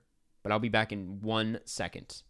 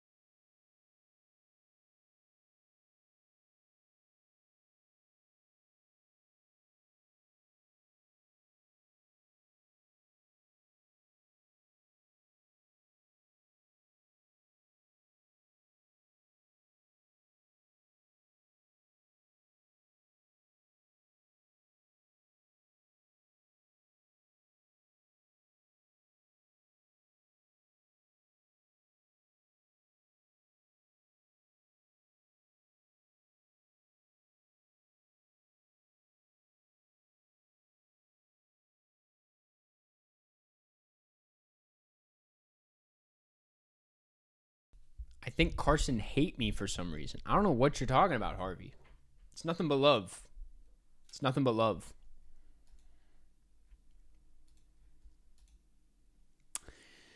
We're back. I housed a banana and a beef stick, and I'm ready to play some games. It's probably something you said or did or looked like. Listen to John. He's on to something. Let's play some Cine to Nerdle. I texted Jeff. He didn't respond, so I don't know. We've moved. Cine to Nerdle now lives at a new address. Continue playing at cinenerdle.app. They're moving up in the world. Oh, wait. My text to Jeff didn't go through. That would explain it.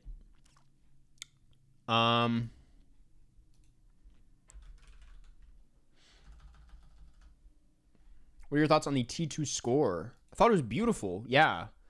Really, I didn't touch on that, but the score is amazing. Isn't the kind of traditional, like, I mean, I guess it's the 90s, but I was going to say, like, not your typical, like, 80s sci-fi synthy score that you'd expect. Like, there's a little bit more, something more orchestral about it, which I liked. Damn! Cine Tuner Earl really, really upped their game, it looks like. Okay, let me transition into this. It'll take me just a second.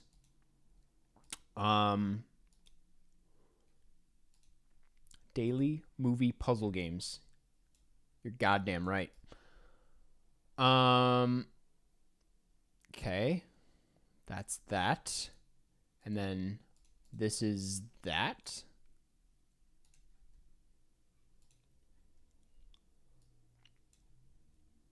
Browsers here.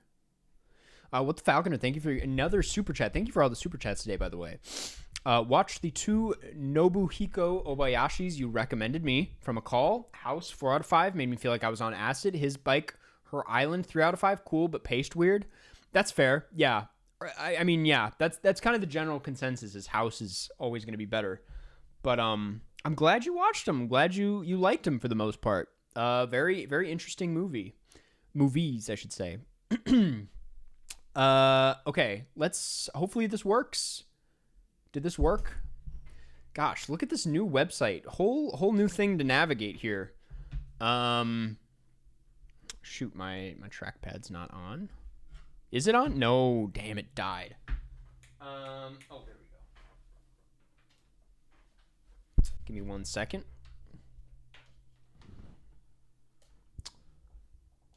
Carson, you should eat ice on your stream? Why would I do that? Do the Chubby Bunny Challenge. We're going to do call-ins, yeah. Okay, let's do the burgle, I guess.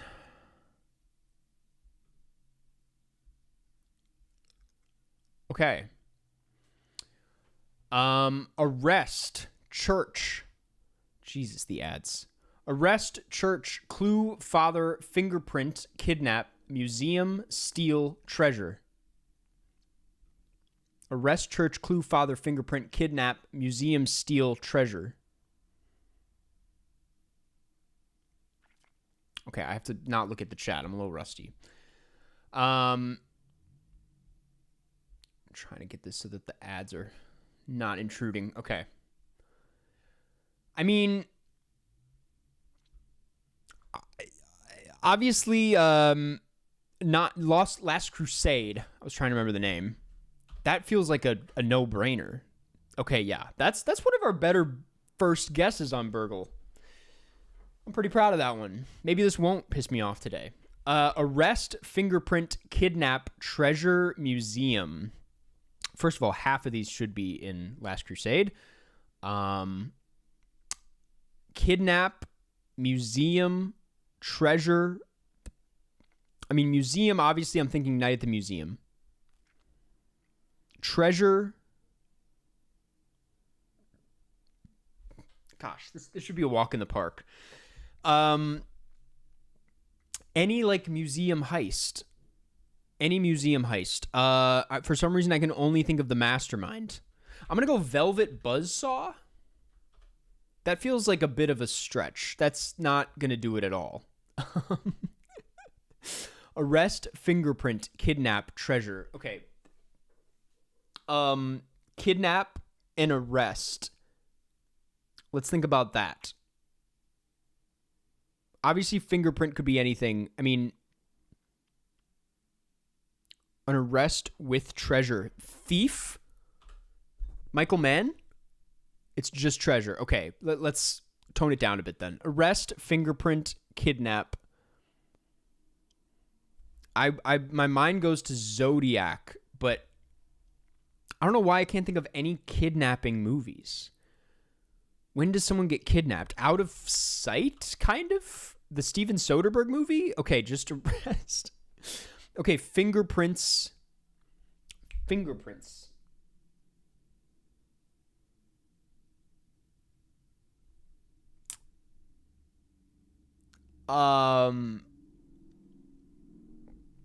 I think Zodiac's a safe bet. There's probably fingerprints in that movie. Okay, yeah. And then kidnap. What are some alternatives? Because I literally can't think of a single abduct, hostage. Oh, inside man. Perfect. Okay, that was that was painful. Dude, I thought about National Treasure. I literally thought about National Treasure. I should have gone for it. One battle after another. Looney Tune back in action. Gone Girl. That darn cat. All right. Not bad. Honestly, it didn't piss me off that bad. That was a pretty fair game. I just couldn't think of like any kidnapping movies for some reason. Let's do the original. God, dude, it's kind of sleek now. I like the new Cine Nerdle. Or just Cine Nerdle, sorry. Cabin, Evil, Shyamalan, AIDS, Paltrow, Ash, Ripley, Leto, Crops, Club, Dallas, Italy, Damon, Alien, Raimi, Phoenix. Okay, a lot of last names here. AIDS, Dallas, Jared Leto, and Club? Simple as that? Dallas Buyers Club? Ripley. Wait, no. Cabin, Raimi. Also Crops, Alien, Shyamalan, Phoenix. That's going to be Signs. Cabin, Raimi. Evil. Ash. Simple. Damon, Alien.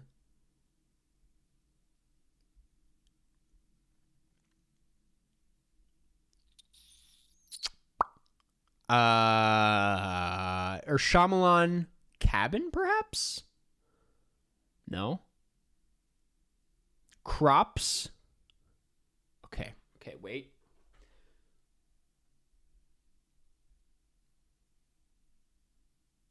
Where, dude, Damon with I'm struggling. Why do I feel like they're playing with me with the last names? Alien? Like the movie. It's almost Ridley, but it's Ripley. I can't know. There's nothing I can do with Alien. What are you talking about? Evil? Alien? Ash? I thought The Martian, but House of Gucci. We keep thinking of Ridley. It's Ripley. What about Paltrow? Paltrow Club. Wait, Paltrow Leto? Wait, no. I see it now. I see it. Italy. Leto. No, never mind. That's where it ends. Shyamalan? Wait, Dallas, Ripley, Alien. I don't. Evil? Damn, dude. What couldn't I do?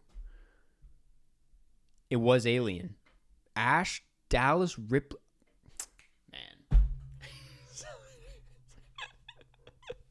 I forgot the main character's name was Ripley, man. It's been years since I've watched that movie.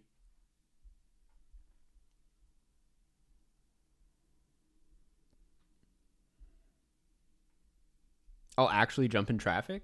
That gasp actually scared me? It's bad that I don't know what gasp you're talking about. It came out whatever you're talking about, it came out very naturally. Oh, that's a shame. All right, let's do the reversal.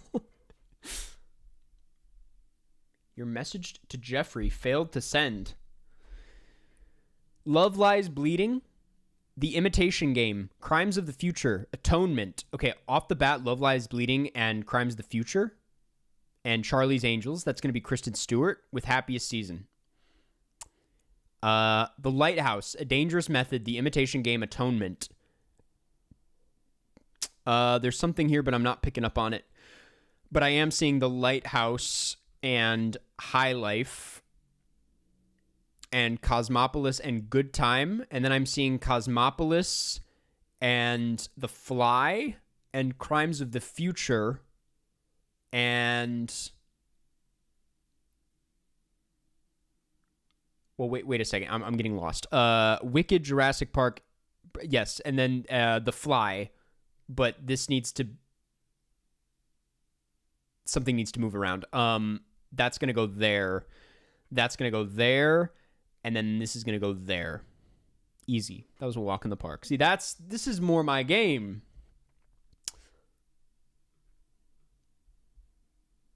And then the critical, of course. Guessing the movie based on the Letterboxd review. Hate is Baggage. 4 stars. Damn. Hate is Baggage. Hate is Baggage.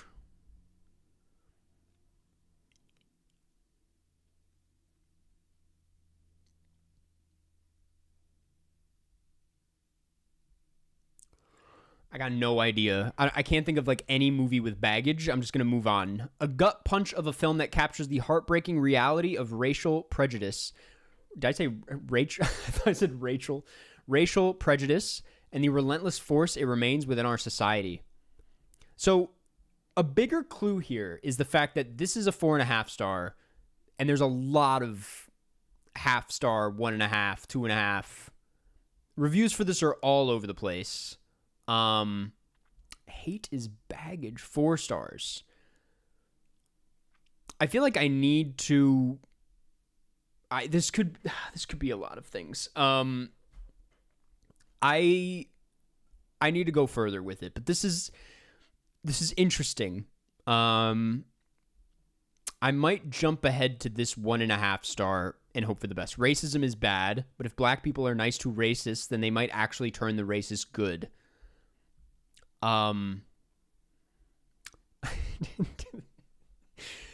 Dude, I don't know. Green Book. Of course not. I feel like this is... It's not Crash. I'm trying to... I'm like... I don't know what... I don't think I've seen this movie, which is what I will say. I don't think I've seen it. I could be wrong. Let's get a longer one. In 2.5 stars, interesting premise, but wow, has this aged terribly. Overly dramatic, after-school special feeling, and terribly misguided. First, let's start with the basketball scene where characters win the game and triumphant music is in the score to enhance this moment. Yikes and what the fuck. The audience should be feeling disgusted, and the music should enhance this. Such poor choice here to reveal in the feelings of the assholes. To revel in the... Sorry. I have no idea, dude. I don't think I've seen this movie. Come on, dude. What are you talking about? I feel like it's not that obvious. I was gonna say Crash, but I don't think it's Crash. 2005. It's not Crash.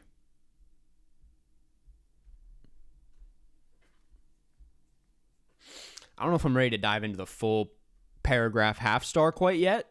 Let's give this one a shot. Don't I get like the year? I wish they would give you the year. That would really help out. 2.5 stars. You can't just spew racist rhetoric for the majority of the film and then turn around and call it bullshit and say you have an anti-racist movie. It does not do nearly enough work to undo the damage it creates. Maybe it's well acted, though I'm definitely less excited about the performances now, but it's definitely not well made or conceived. This is irresponsible.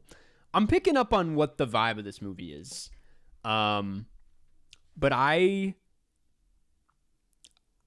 I'm entirely lost. This feels like an early 2000s thing where it's like I was not tapped in quite yet. So I don't really know. American History X. See, I haven't seen it. I'm going to take your word. This is going to be a chat win because it was American. See, I literally never would have gotten there. I've not seen this movie.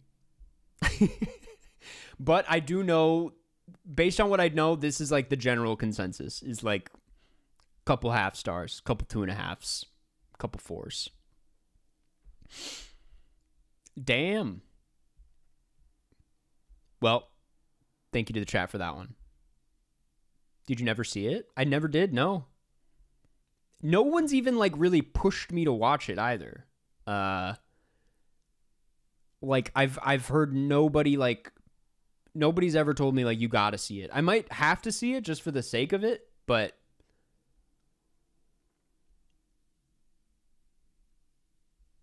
4.1 average, you're right. That is a bit higher than a couple 4s, you're right. Well, you win some, you lose some. That's the puzzles. I don't usually do the logical, and we already did the burgle. I don't know why it sent me somewhere else.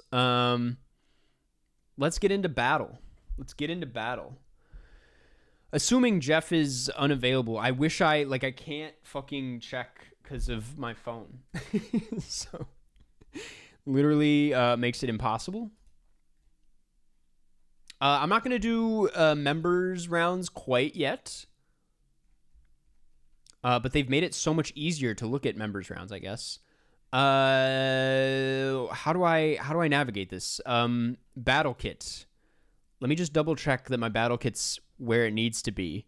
We have thanked the Academy. It's not a new season, is it?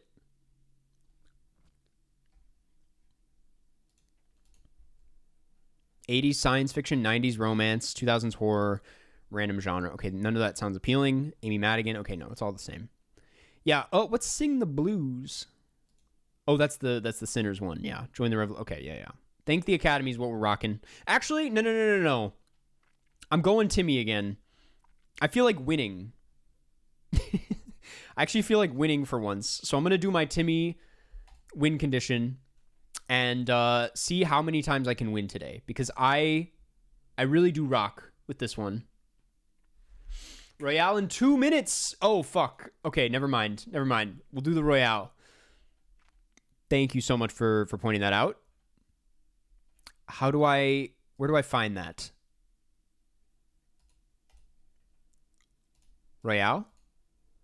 Join next game. We're in. Okay. Guys, I'm sorry how rusty this stream is today. Maybe it's no different than normal streams. I'm a little all over the place. The lack of webcam really threw me off, and I don't know what I'm going to do about that. But thank you for tuning in, regardless. Are you jet lagged? I actually am a bit. I got back from Europe a few days ago, but I've been falling asleep at like 10 and waking up at like 5:45. Today was no exception. Today, for the first time ever, I went to the grocery store when it opened. I was like there the minute it opened, that's never happened to me. And it was a very odd experience, but it was kind of nice. It was like really chill and empty. And I got to just like move around the store openly, didn't have to like go around. It was nice. Check your badges on St. 18 I'll do that after this Battle Royale. I've never checked my badges. Chaotic streams are the best. To be honest, like nothing has really gone horribly wrong today so far. So it's actually... Do you watch any shows airing right now? Okay, yes. Well, I'm caught up on Euphoria. And I have a story about that in a second. Okay, Ferrari. Ferrari, is that good? Is that okay? Ferrari, Michael Mann, I'm gonna go Thief. Are any of you in here? I thought maybe some of you would be in here, but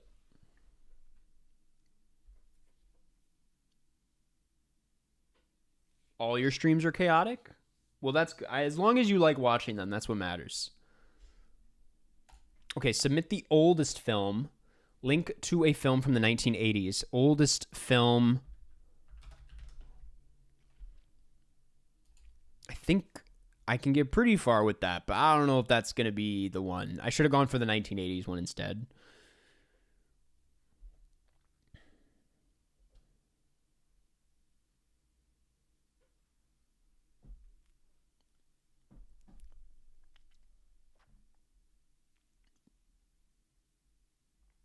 Did I get it? I got it. Okay, cool. Okay, Thief, linked to a film from the 1980s, linked to a Western film. From the 1980s. What am I thinking? No, those are both 70s. Oh man, why can't I? What did he make after this? You know? Oh my god, dude. Oh my god. It's 1990. It's better than nothing, dude. I realized just now I don't know what happens to Michael Mann in between Thief and Heat. Like, what did he make? Okay, link to a Western. Kinds of Kindness. We're good. We're good. We're up there. Terminator? What's the Terminator link, dog? Manhunter. Man, of course, of course.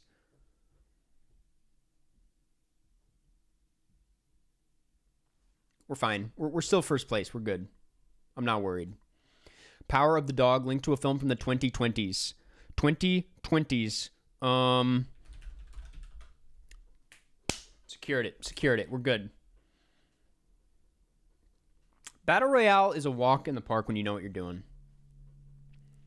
Albeit everybody has 19 points right now. Oh, guy brought shirt. Good to see you.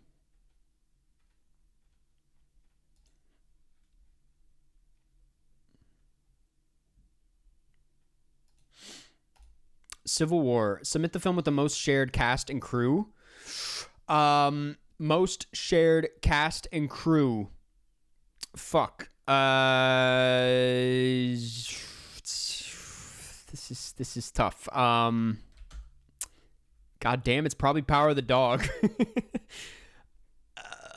We'll go men. We'll go men. Why the hell not? It's probably not going to be that. Dude, we got it. Oh my god, we actually. Okay.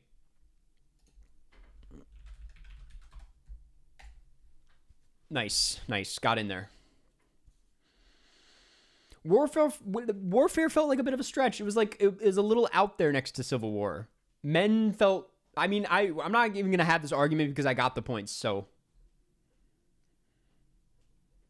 nice, dude. Nice. Are we still first? We're still first. Spider-Man 2. Spider-Man 2, Marie Antoinette. She's already been used. Babylon. Got there. We're fine.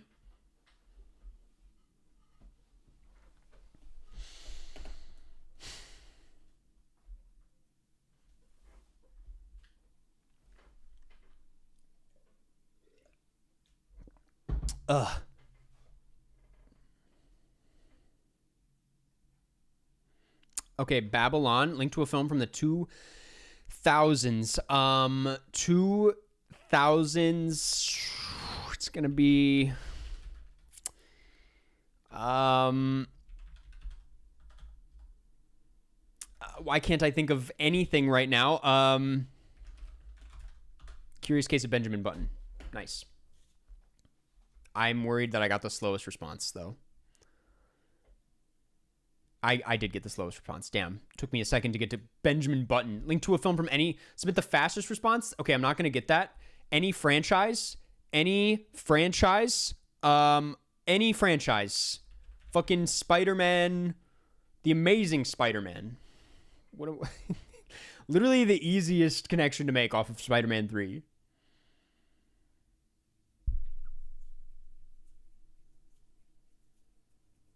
Can I rank your favorite movies? Of course. Like, what do you, like, literally my favorite movies?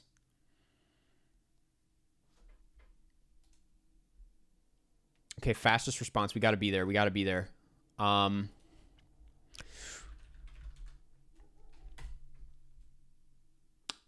don't know if we got the fastest response, but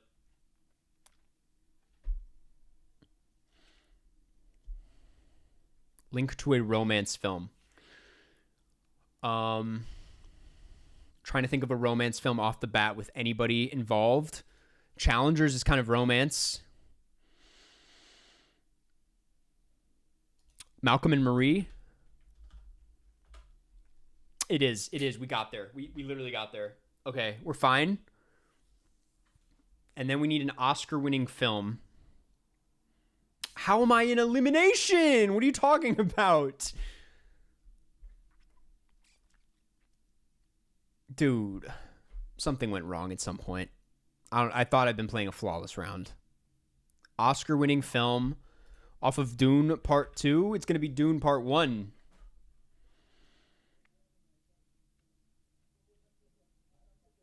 Don't think you used your sprint. I guess I needed to use my sprint.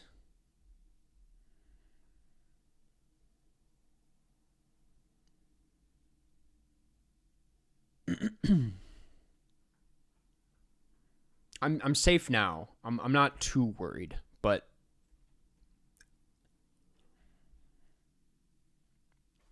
okay. Link to an animated film.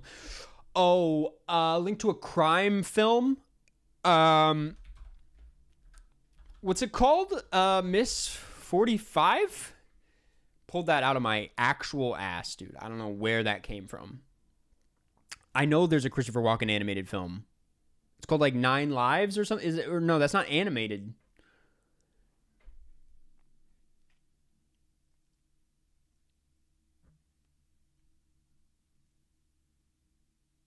Okay. Link to an animated film. Steve Buscemi. Steve Buscemi. There's got to be someone in Secret Life of Pets. No? Steve Buscemi animated film? Oh, Monsters, Inc. Fucking. Let's go. And it won the Oscar, too. We're fine. We're good. Oh, my God. Link to a French language film.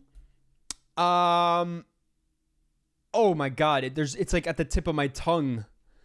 Link to a French language film. Leonardo DiCaprio. Brad Pitt.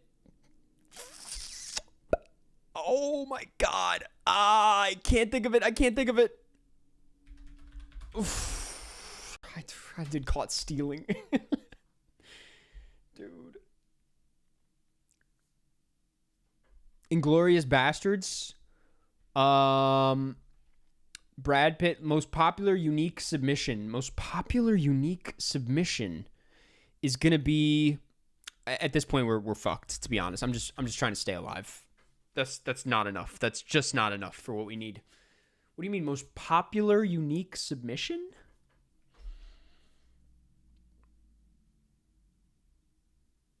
I don't think I'm gonna get that. Yeah, we didn't get that. Okay. We need a film from the 1990s. We need a film from the 1990s. Snakes on a Plane is not 1990s. Samuel L. Jackson 1990s film. I don't know. Oh, we're actually so fucked. We're beyond fucked. It's over.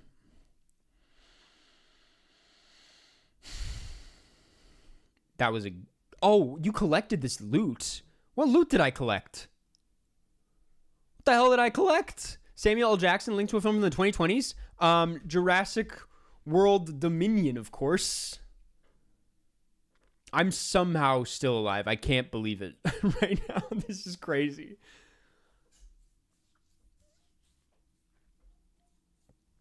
I still don't know what I collected. Okay, submit the newest film.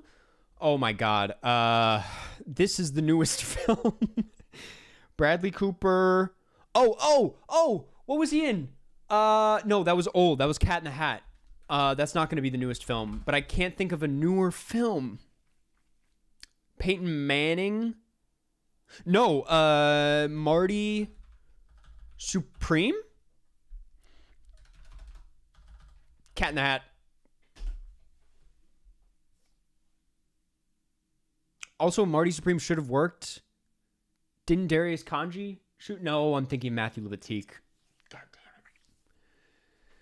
damn it. Link to a film with man in the title? Fuck it, Pool Man. Didn't work. Man. Iron Man. Hot Rod. Man of Steel? It worked! Why the hell not? Oh my god. That's crazy. I haven't even seen that movie. Okay, submit the newest film.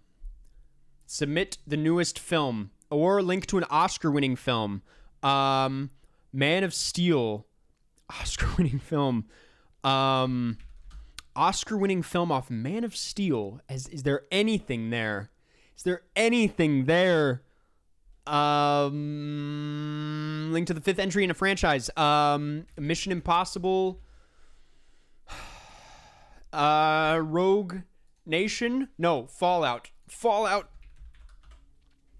We got there. That's fine. We're not in a good place points-wise, but we got there. I'm out. I'm out. I didn't know Hans Zimmer did the score. You know, we played all right. We did better than I thought we would. That was really hard. We did not, in fact, get there. Oh, brother. Damn. Good times, though. Good times. Let's do a classic, or not a classic battle, but Battle 2.0. I'm going to do one quick warm-up with a stranger, and then I'll play the members. Final Sam. Oh, shoot, I forgot to check badges. I'm sorry. Okay, they need Service the Fans. I need Timothy Chalamet. We have Talladega Nights. I'm going to keep us in a comfortable place by going Vice. Some of you may know where I'm going with this.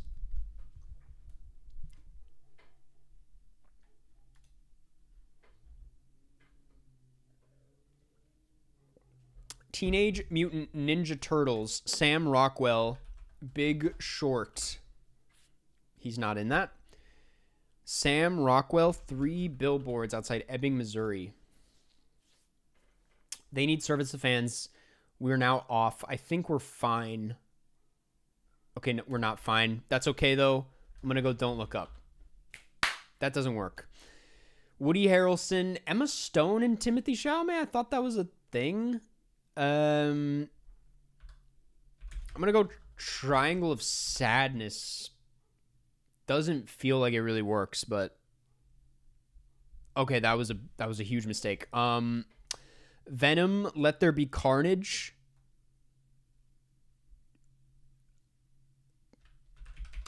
I'm gonna go not Pusher 3. I'm gonna go Night Crawler with a block. No, I'm gonna go Sound of Metal. I'm gonna escape. I don't know what that was about. Marmaduke. I gotta stop spamming that. Owen Wilson, Starsky and Hutch with a block.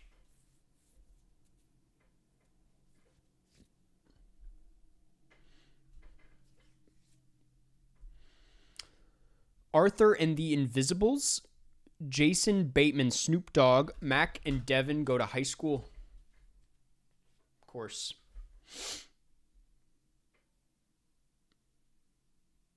There's probably a third franchise film he can get out of this, but I don't know what that is. I'm a little scared. Arthur and the Revenge of Maltazar.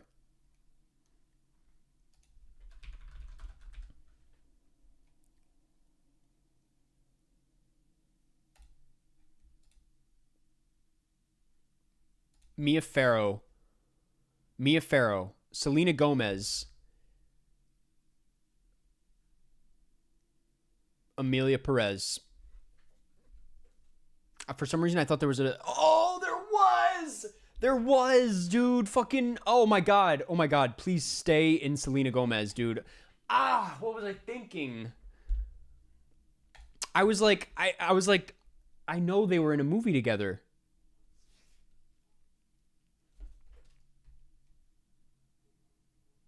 No, give it time. Give it time. We might be okay. We might be okay. They don't know anything about Amelia Perez, apparently. Thank you. Thank you. Let's fucking go. It all worked out. I got lucky, but it all worked out. Wonka. It's fine. I don't care. Wicked Little Letters.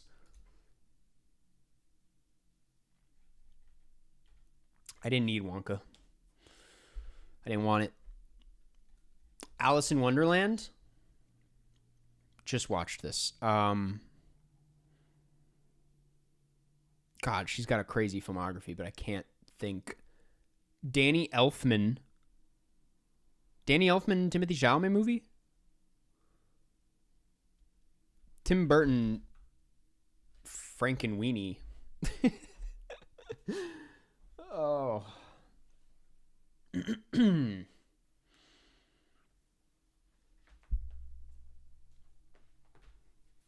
Not anywhere near Timmy right now, but we'll find our way there. Let Elfman guide you? Dude, I can't. Did I tell you, John, I saw Danny Elfman in the flesh? Christopher Lee. Christopher Lee. Howling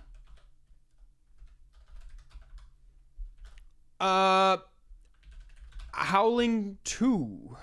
Howling, that's what we just played. We just played Howling 2. We're going to play Howling 3. How did you not tell us? It was at the Faces of Death premiere in LA.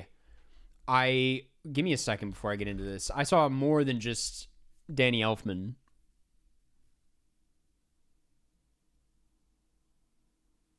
I was at the Faces of Death premiere in LA, and I look up from my seat. Standing in front of me, like talking to someone, is Gus Van Sant. And I was like, what the fuck? It's Gus Van Sant. Googling Gary. Oh, got caught Googling, man. Ooh. Good game. Embarrassing for this lad. Okay. Let's do some member rounds. Smotty was first, apparently, at least in the way this is lined up. So I'm going to do this.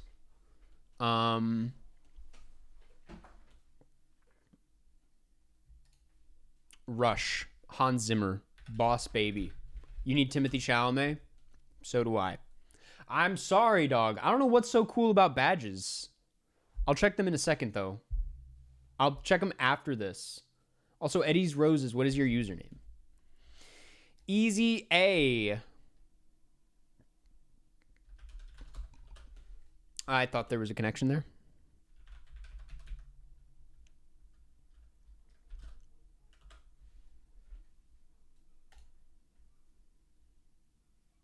What time you seeing Backrooms? This is going to sound insane and just overly paranoid, but I'm not even going to share that. But I'm seeing it soon. How do we play you? You need to... I have you. I challenged. Okay, good to know. Friend request me. My username is literally just Karsten. And let me know your username and I'll accept you. And then you send me a request to play me. Michael, Sarah, the adults...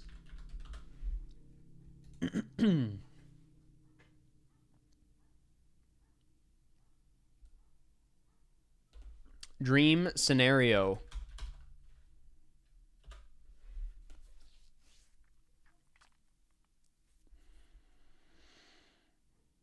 I love going down this whole path.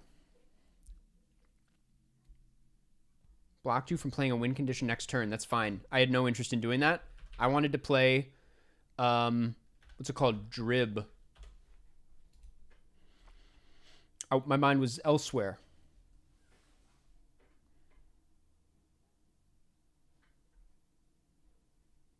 You should have a shield on you? I don't have a shield on me. Prevent your opponent from playing films that satisfy your win condition this turn. Huh. Question, have you seen Half Man? I have not. Boogie Nights. Boogie Nights. Flight Risk. Have you seen Mark Kermer's review of Tom and Jerry Forbidden Compass? I have not. Mad Max. Mel Gibson. Witches of Eastwick. Did you see Lurker? It's a good comparison piece to Obsession. I've seen Lurker. I loved it. I love that movie. Very good. Great Theodore Pellerin performance. Carnal Knowledge. Carnal Knowledge.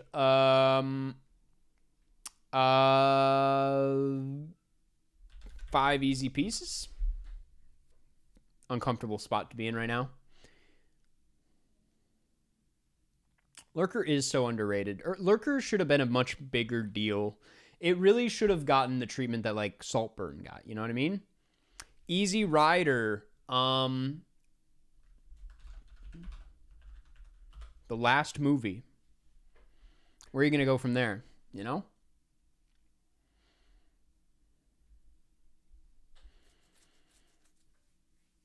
Uh-oh. I see. Dennis Hopper, Out of the Blue. Been meaning to watch this one for a while.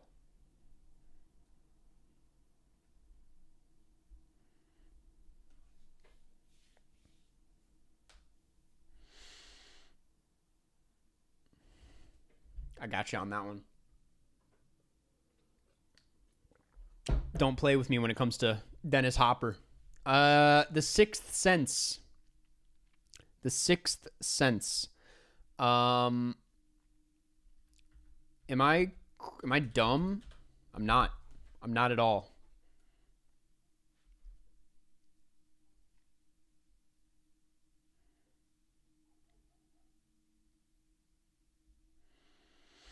Bram Stoker's Dracula. Monica Bellucci. We could get real weird with it. We can get real uncomfortable here.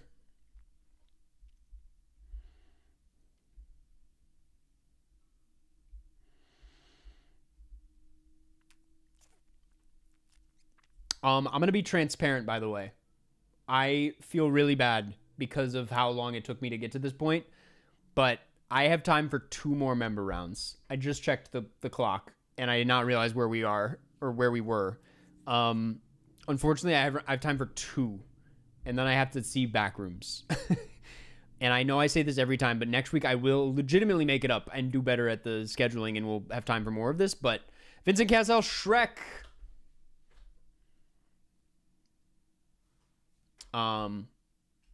Yeah, this time got away from me.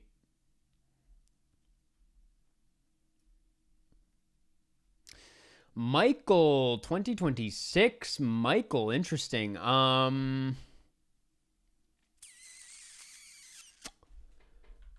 will go.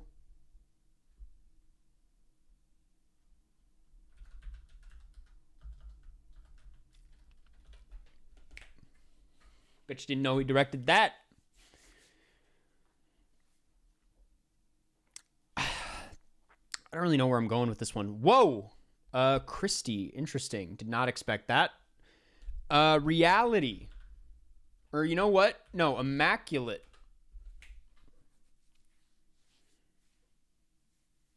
Think. I kind of gave it away there, didn't I? Gosh, is there another Sydney Sweeney Third Strike? The Hand. What's it called? The Handmaid? No, I didn't see it. What's that new one? I'll just do Anyone But You. Ah, that's a Housemaid, of course. Housemaid. Everybody wants some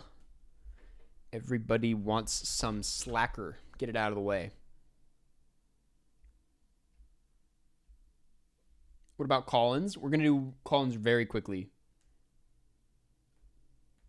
It's going to be a very... We gotta win this round fast. Richard Linklater, Third Strike.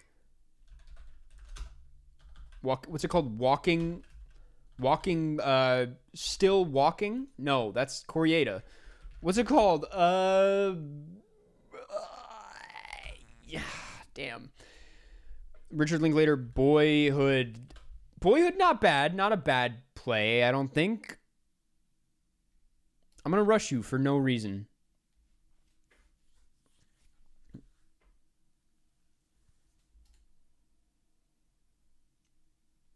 First Reformed. Okay, we got this. We got this. Let's run it.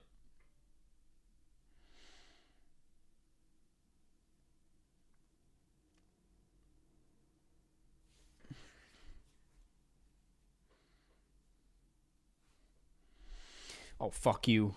That's not where I wanted to go, man. It's fine.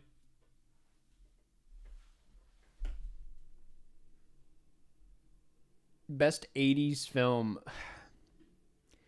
I don't know. Maybe Thief. Boxcar Bertha.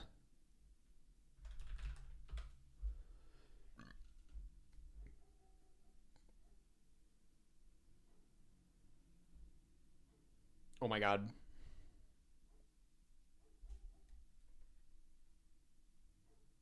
I just realized. No, we're fine. After Hours. After Hours, Catherine O'Hara.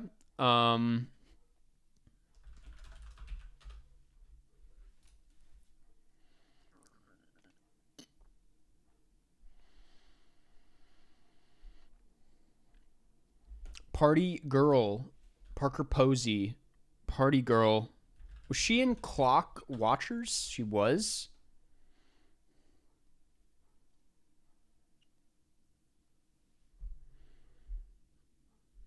The Day Trippers. That's fine. Welcome to the French Dispatch, motherfucker.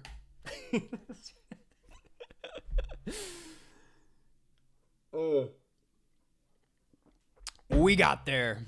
We got there.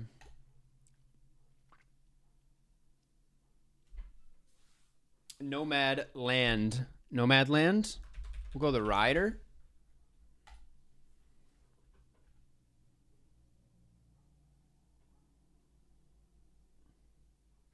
Hamnet.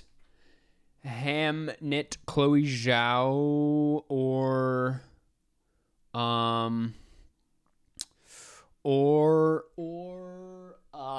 Breaking the Waves. Amazing Emily Watson performance. Oh my god, dude, I forgot. That's okay. Dune Part 2. Ah! Okay. Stellan Skarsgård on Sondis with a block, of course. Playing 3D chess here. I know what the fuck I'm doing. Oh, no, you can't get out of Denis. Don't try and play Asterix.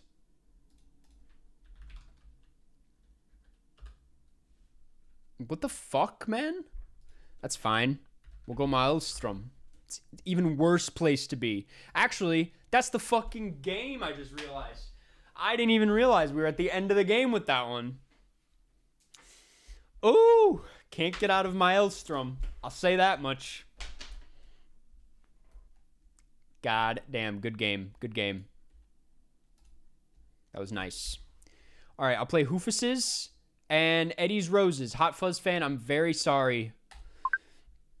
I mean, depending on how fast these go, I might have time, but... Okay, you need Thank the Academy. I need Timothée Chalamet. We're starting off with Ford v Ferrari. We're back at Chloe Zhao. Jesse Buckley, we're going Wicked Little Letters. Are we? I gotta adjust. This is a different beast we're up against. Yeah. I like Wicked Little Letters. That's an okay place to be.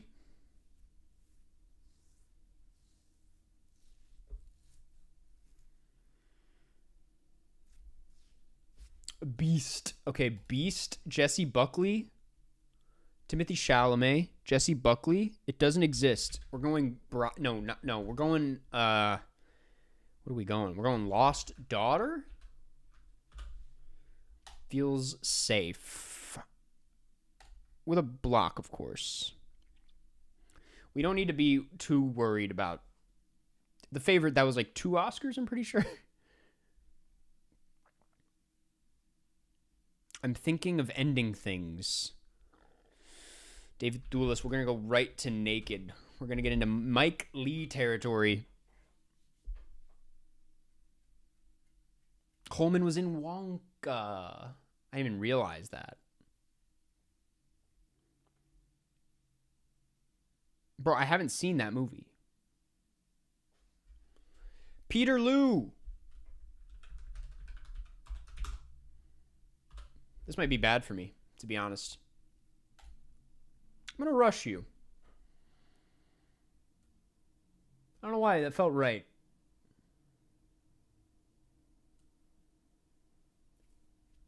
Hard Truths. Marianne Jean-Baptiste. I'll be honest, I don't know how to get out of this. I kind of fucked myself here. Maybe interesting DP? It's Dick Pope. I don't know what else Dick Pope has done. Why do I feel like he did Living? Oh, Dick Pope's filmography goes deep, man. Why am I not? I can't do it. Dick Pope famously misnamed during the Academy nomination as Dick Poop. For those clued in, classic clip.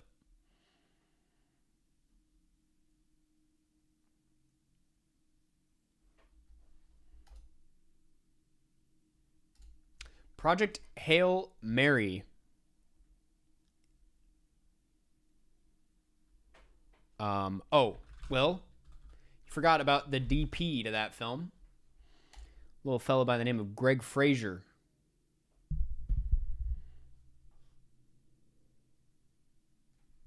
Maelstrom. I'm familiar. Polytechnique. Don't do it now. You did it. Now I'm playing Asterix. You got me playing Asterix. Ow.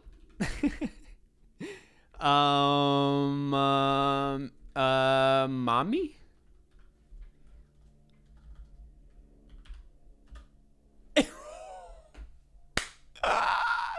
Wow. Now we know. And now we know how to get out of that. Ensemble.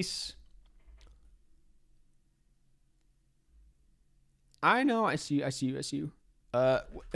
We got so caught up. Oh, I can't play that. Never mind. Oh, man. What a disaster. Okay. I'm already out of escapes. That's not very good for me. All Dolan movies worked. I should have done Matthias and Maxine. Havoc. Tom Hardy.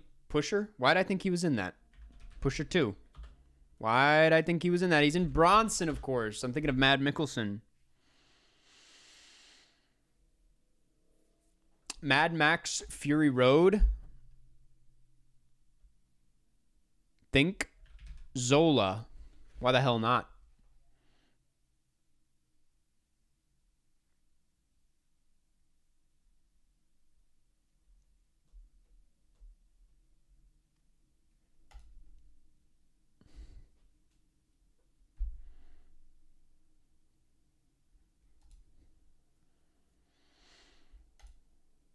Couldn't get out of Zola. Not even with Michael. Ghostbusters 1984. We're going to go Meatballs. Yes, we're going to go Meatballs. And Hold It. You thought that was slick. Oh, fuck you, man. Fuck you, man. Meatballs 2. That's what you get. Oh, he's not in that. Ghostbusters 2. Oh, man. Carson, let's hear your Drake impression. Not in a million years. Unless you donated $1 million. Honey, I Shrunk the Kids. Rick Moranis. Little Shop of Horrors. Great flick.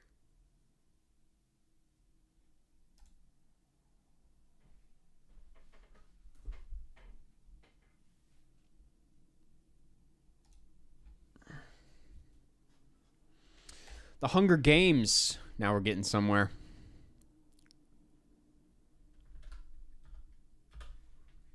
Oh, yeah. We're getting somewhere for sure.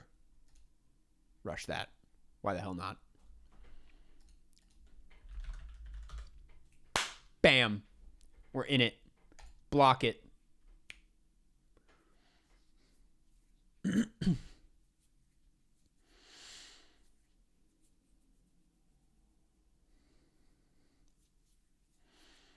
I'm so locked in. It's crazy right now. Men, you blocked me. That's fine. I'm going to go long legs. I'll find my way back. I always do. Moonstruck.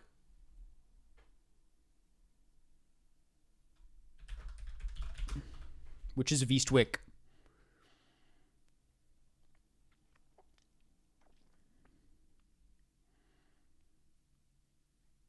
One Flew Over the Cuckoo's Nest. I'm getting kind of bodied right now. I'm not going to lie.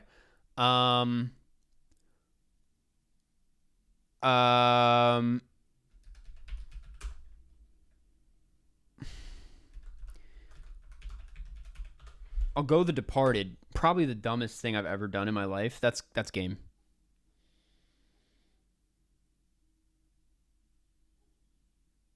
I can't even look. Oh my god, we're hanging on by a thread. We're hanging on by a thread. Oh no. Oh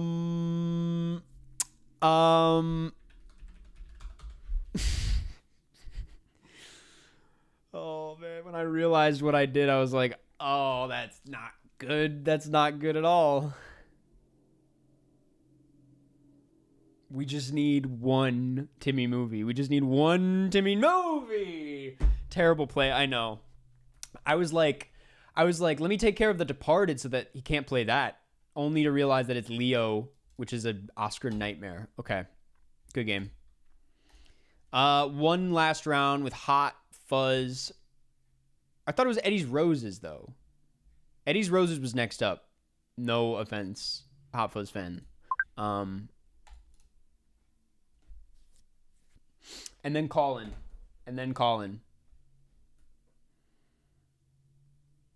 The Terminator should have saved the Titanic.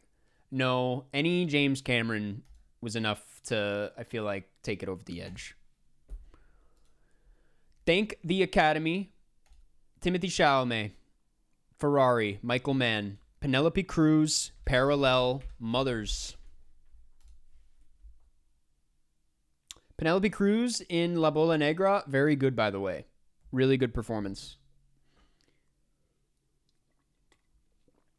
Thought she was fantastic. Movie in general was very good. Pain and Glory, Tie Me Up, Tie Me Down.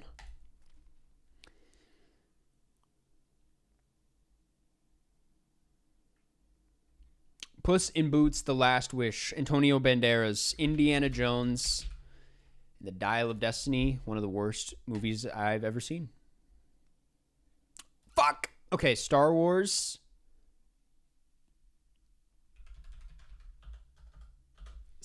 I thought that was something. Harrison Ford, The Fugitive, with a block. Dial can't be that bad? No, it's not that bad. It actually, it does have its moments.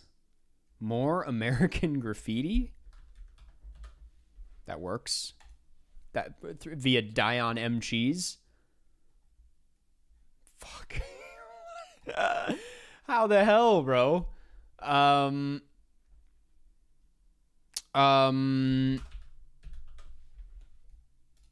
block on that. Talk Euphoria. So my story was I was in the unfortunate position of needing to catch up on like 3 episodes of Euphoria And given the timing, there was no better time than on my flight home from Lisbon.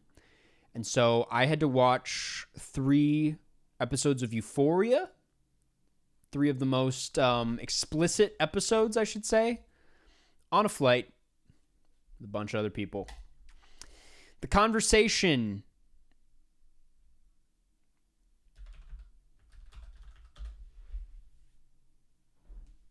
The screen could not have been darker. Brightness was all the way down. And honestly, I was a little upset because the Godzilla scene, the Godzilla like creature homage, I thought was really cool.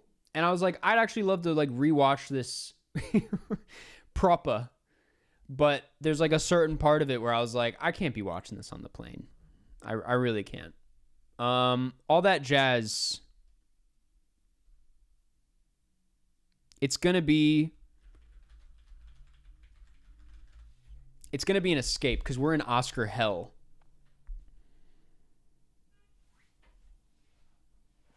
You made a video about airplane movies? I know, and I fucked it up myself. I like didn't know what I was doing. Danny Elfman, did he do Wonka? He did not do Wonka. 50 Shades of Grey. We're not in Oscar territory exactly.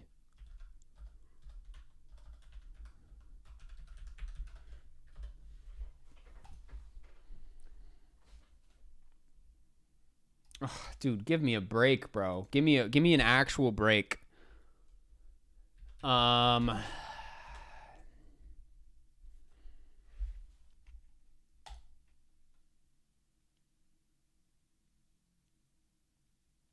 Has the episodes been better or worse? Richard Gere. No.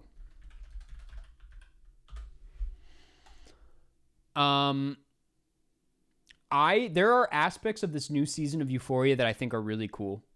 I'll admit. I've been back and forth with this season. I'm ultimately kind of into it. There's flaws out the ass, of course, but yeah, no, I'm there's a lot about it that I like, and I have very complicated feelings on where I'm at with it, which is why it'll make for a really good video, but I don't hate it.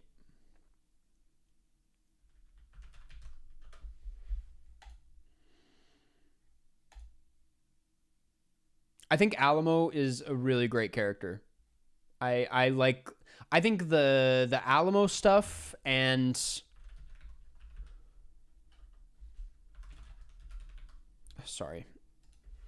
all the Rue storyline this season is really great. That stuff is really great. The Sydney Sweeney stuff is a bit of a pain to watch.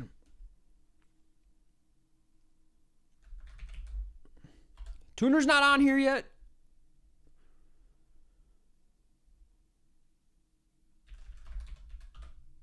It's going to be Dick Tracy with a block. Will there be a Backrooms video? Yes, if I ever get to go see the movie.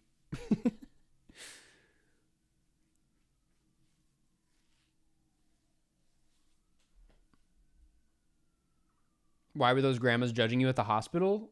Because they were French, and French people judge regardless of where you are and what's going on. But I also was the youngest person there by about like 60 years, so is what it is. I'm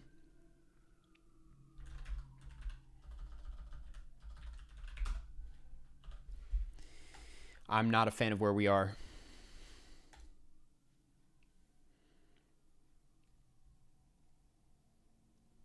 Reagan. Okay, we're doing Reagan with it.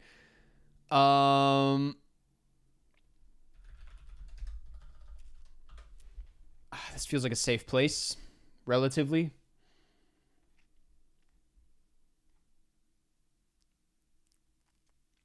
Once Upon a Time in Hollywood. With a block, of course.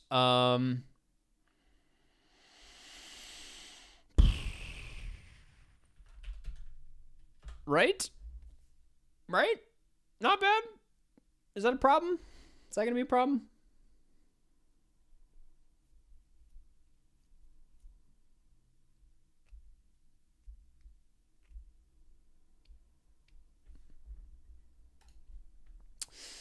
Red Rocket. The Sweet East. Hanging on by a thread, man. Scary Movie 3. Scary Movie 2.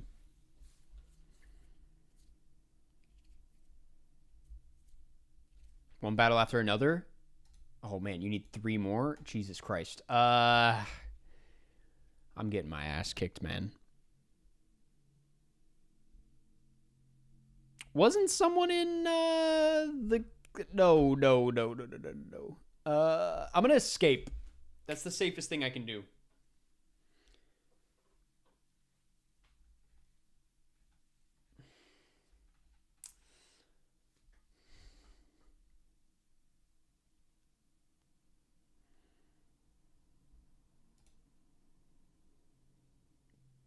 Love Liza. What a play. There's no place for me to hide anymore, man. Capote. I don't know. It's over. Just lock it up. Oh, you died somehow not okay. Damn. The Scent of a Woman. That's already been played. Just wrap it up, bro. There's nowhere to go. Yeah. Good game. I got absolutely annihilated that round. Okay. We are going to do the call-ins incredibly quickly. We're going to blow through these. And then I got to go see Backrooms. If it loads.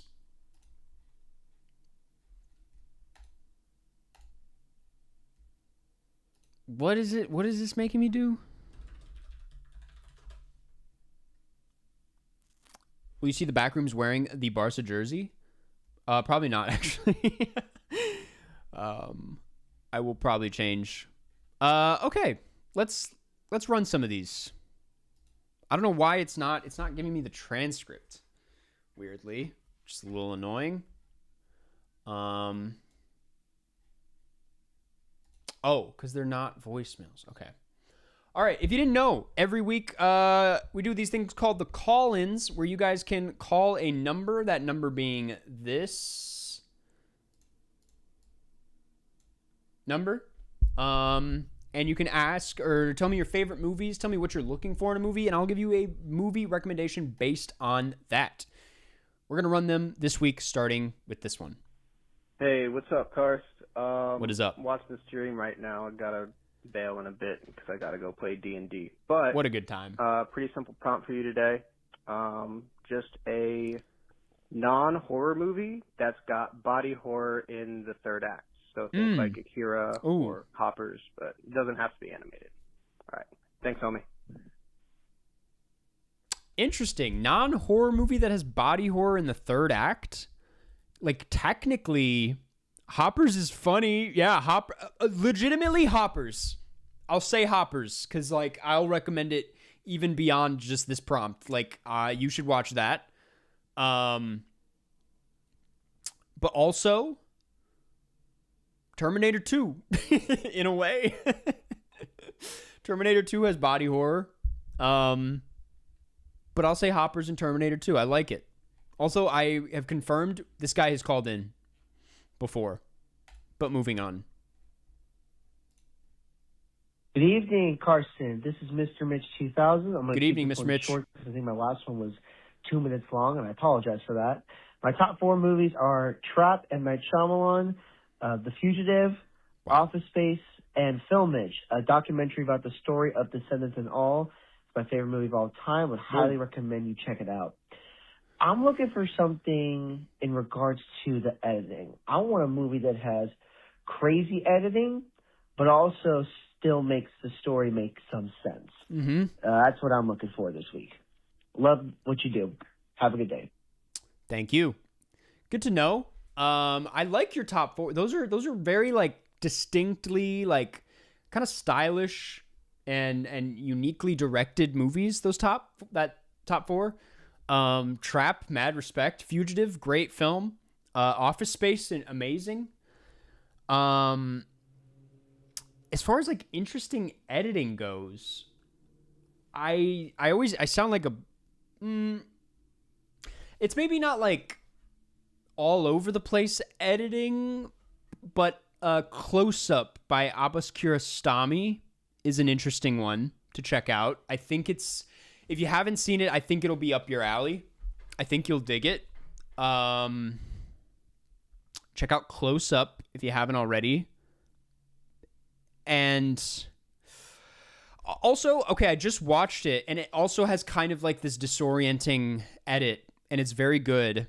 It's very hit or miss, but it's like challenging in a way that based on your top four, I feel like you might be into it, is In the Cut by Jane Campion. I just watched this one last month, and I thought it was really interesting. So, yeah, check it out. Check it out. I can't call. Is it normal? I don't know why you can't call, because it should be working. It should be working. But if it lets you leave a voicemail, that's all you got to do is leave a voicemail, but I'm not sure. Okay, let's do one more. Hi, Carlson. My name is Dylan. I'm a big fan from New Zealand. I've watched it for ages now. Shout out New Zealand. My four favorites are Vertigo, Blue Velvet, Babylon, and City of God. Ooh, big boys. I'm looking for some surreal films that are under the radar. Just keep in mind, I've seen quite a lot. Like, I've seen Daisies and stuff like that. Like, even The Chick, all that kind of stuff. So, yeah, anything like that. Or just a 3-hour epic. Just fast-paced movies in general, because I'm not the biggest fan of slow cinema. So anything that's kind of not that, I would love. Thanks. Okay. Something surreal, something epic. I'm assuming, well, off the top of my head, I'm thinking about The Fall, which we watched for the broadcast. I feel like that's an epic, surreal film that would be your thing. The Fall. But I'm also, gosh, I always forget the name. There's a Francis Ford Coppola movie that was like one of his, it was like the first Megalopolis. It was like a huge, ambitious, colorful, surreal. It had like, you guys probably know what I'm talking about. It was a big flop. And it has a very vague title. One from the Heart. I'm going to recommend One from the Heart. I think that will be your thing. You may or may not have seen it. That one I think is great. And then because I just talked about it in my film school video, I'd also recommend Tommy by Ken Russell. Anything by Ken Russell I think is going to be super up your alley based on the vibe of movie you get into based on your top four. If you have seen Tommy, I'd check out The Devils. New restoration coming soon, apparently. Those are probably going to do it for you. Yeah, those will probably do it for you. Okay, listen, I genuinely got to go. But guys, thank you for tuning in. This was a very fun one. This was a very chaotic one. It turns out the phone was fine, but let's not make this the norm. Let's check in on the poll before we head out. We gotta see what next week's movie is. Next week's movie is Leviathan. We're watching Leviathan next week. That's great. I genuinely didn't think that was going to win. I had no hope in that one. We're watching Leviathan from 2014. 2014 Leviathan, directed by Andrei Zvyganstev or something like that. Heard it's very good. Yeah, check it out. Cosmopolis will be back. Okay, guys, I'm going to go see the back rooms. Thank you for being here, and thank you for tuning in, and thank you for all the support. It was really fun time.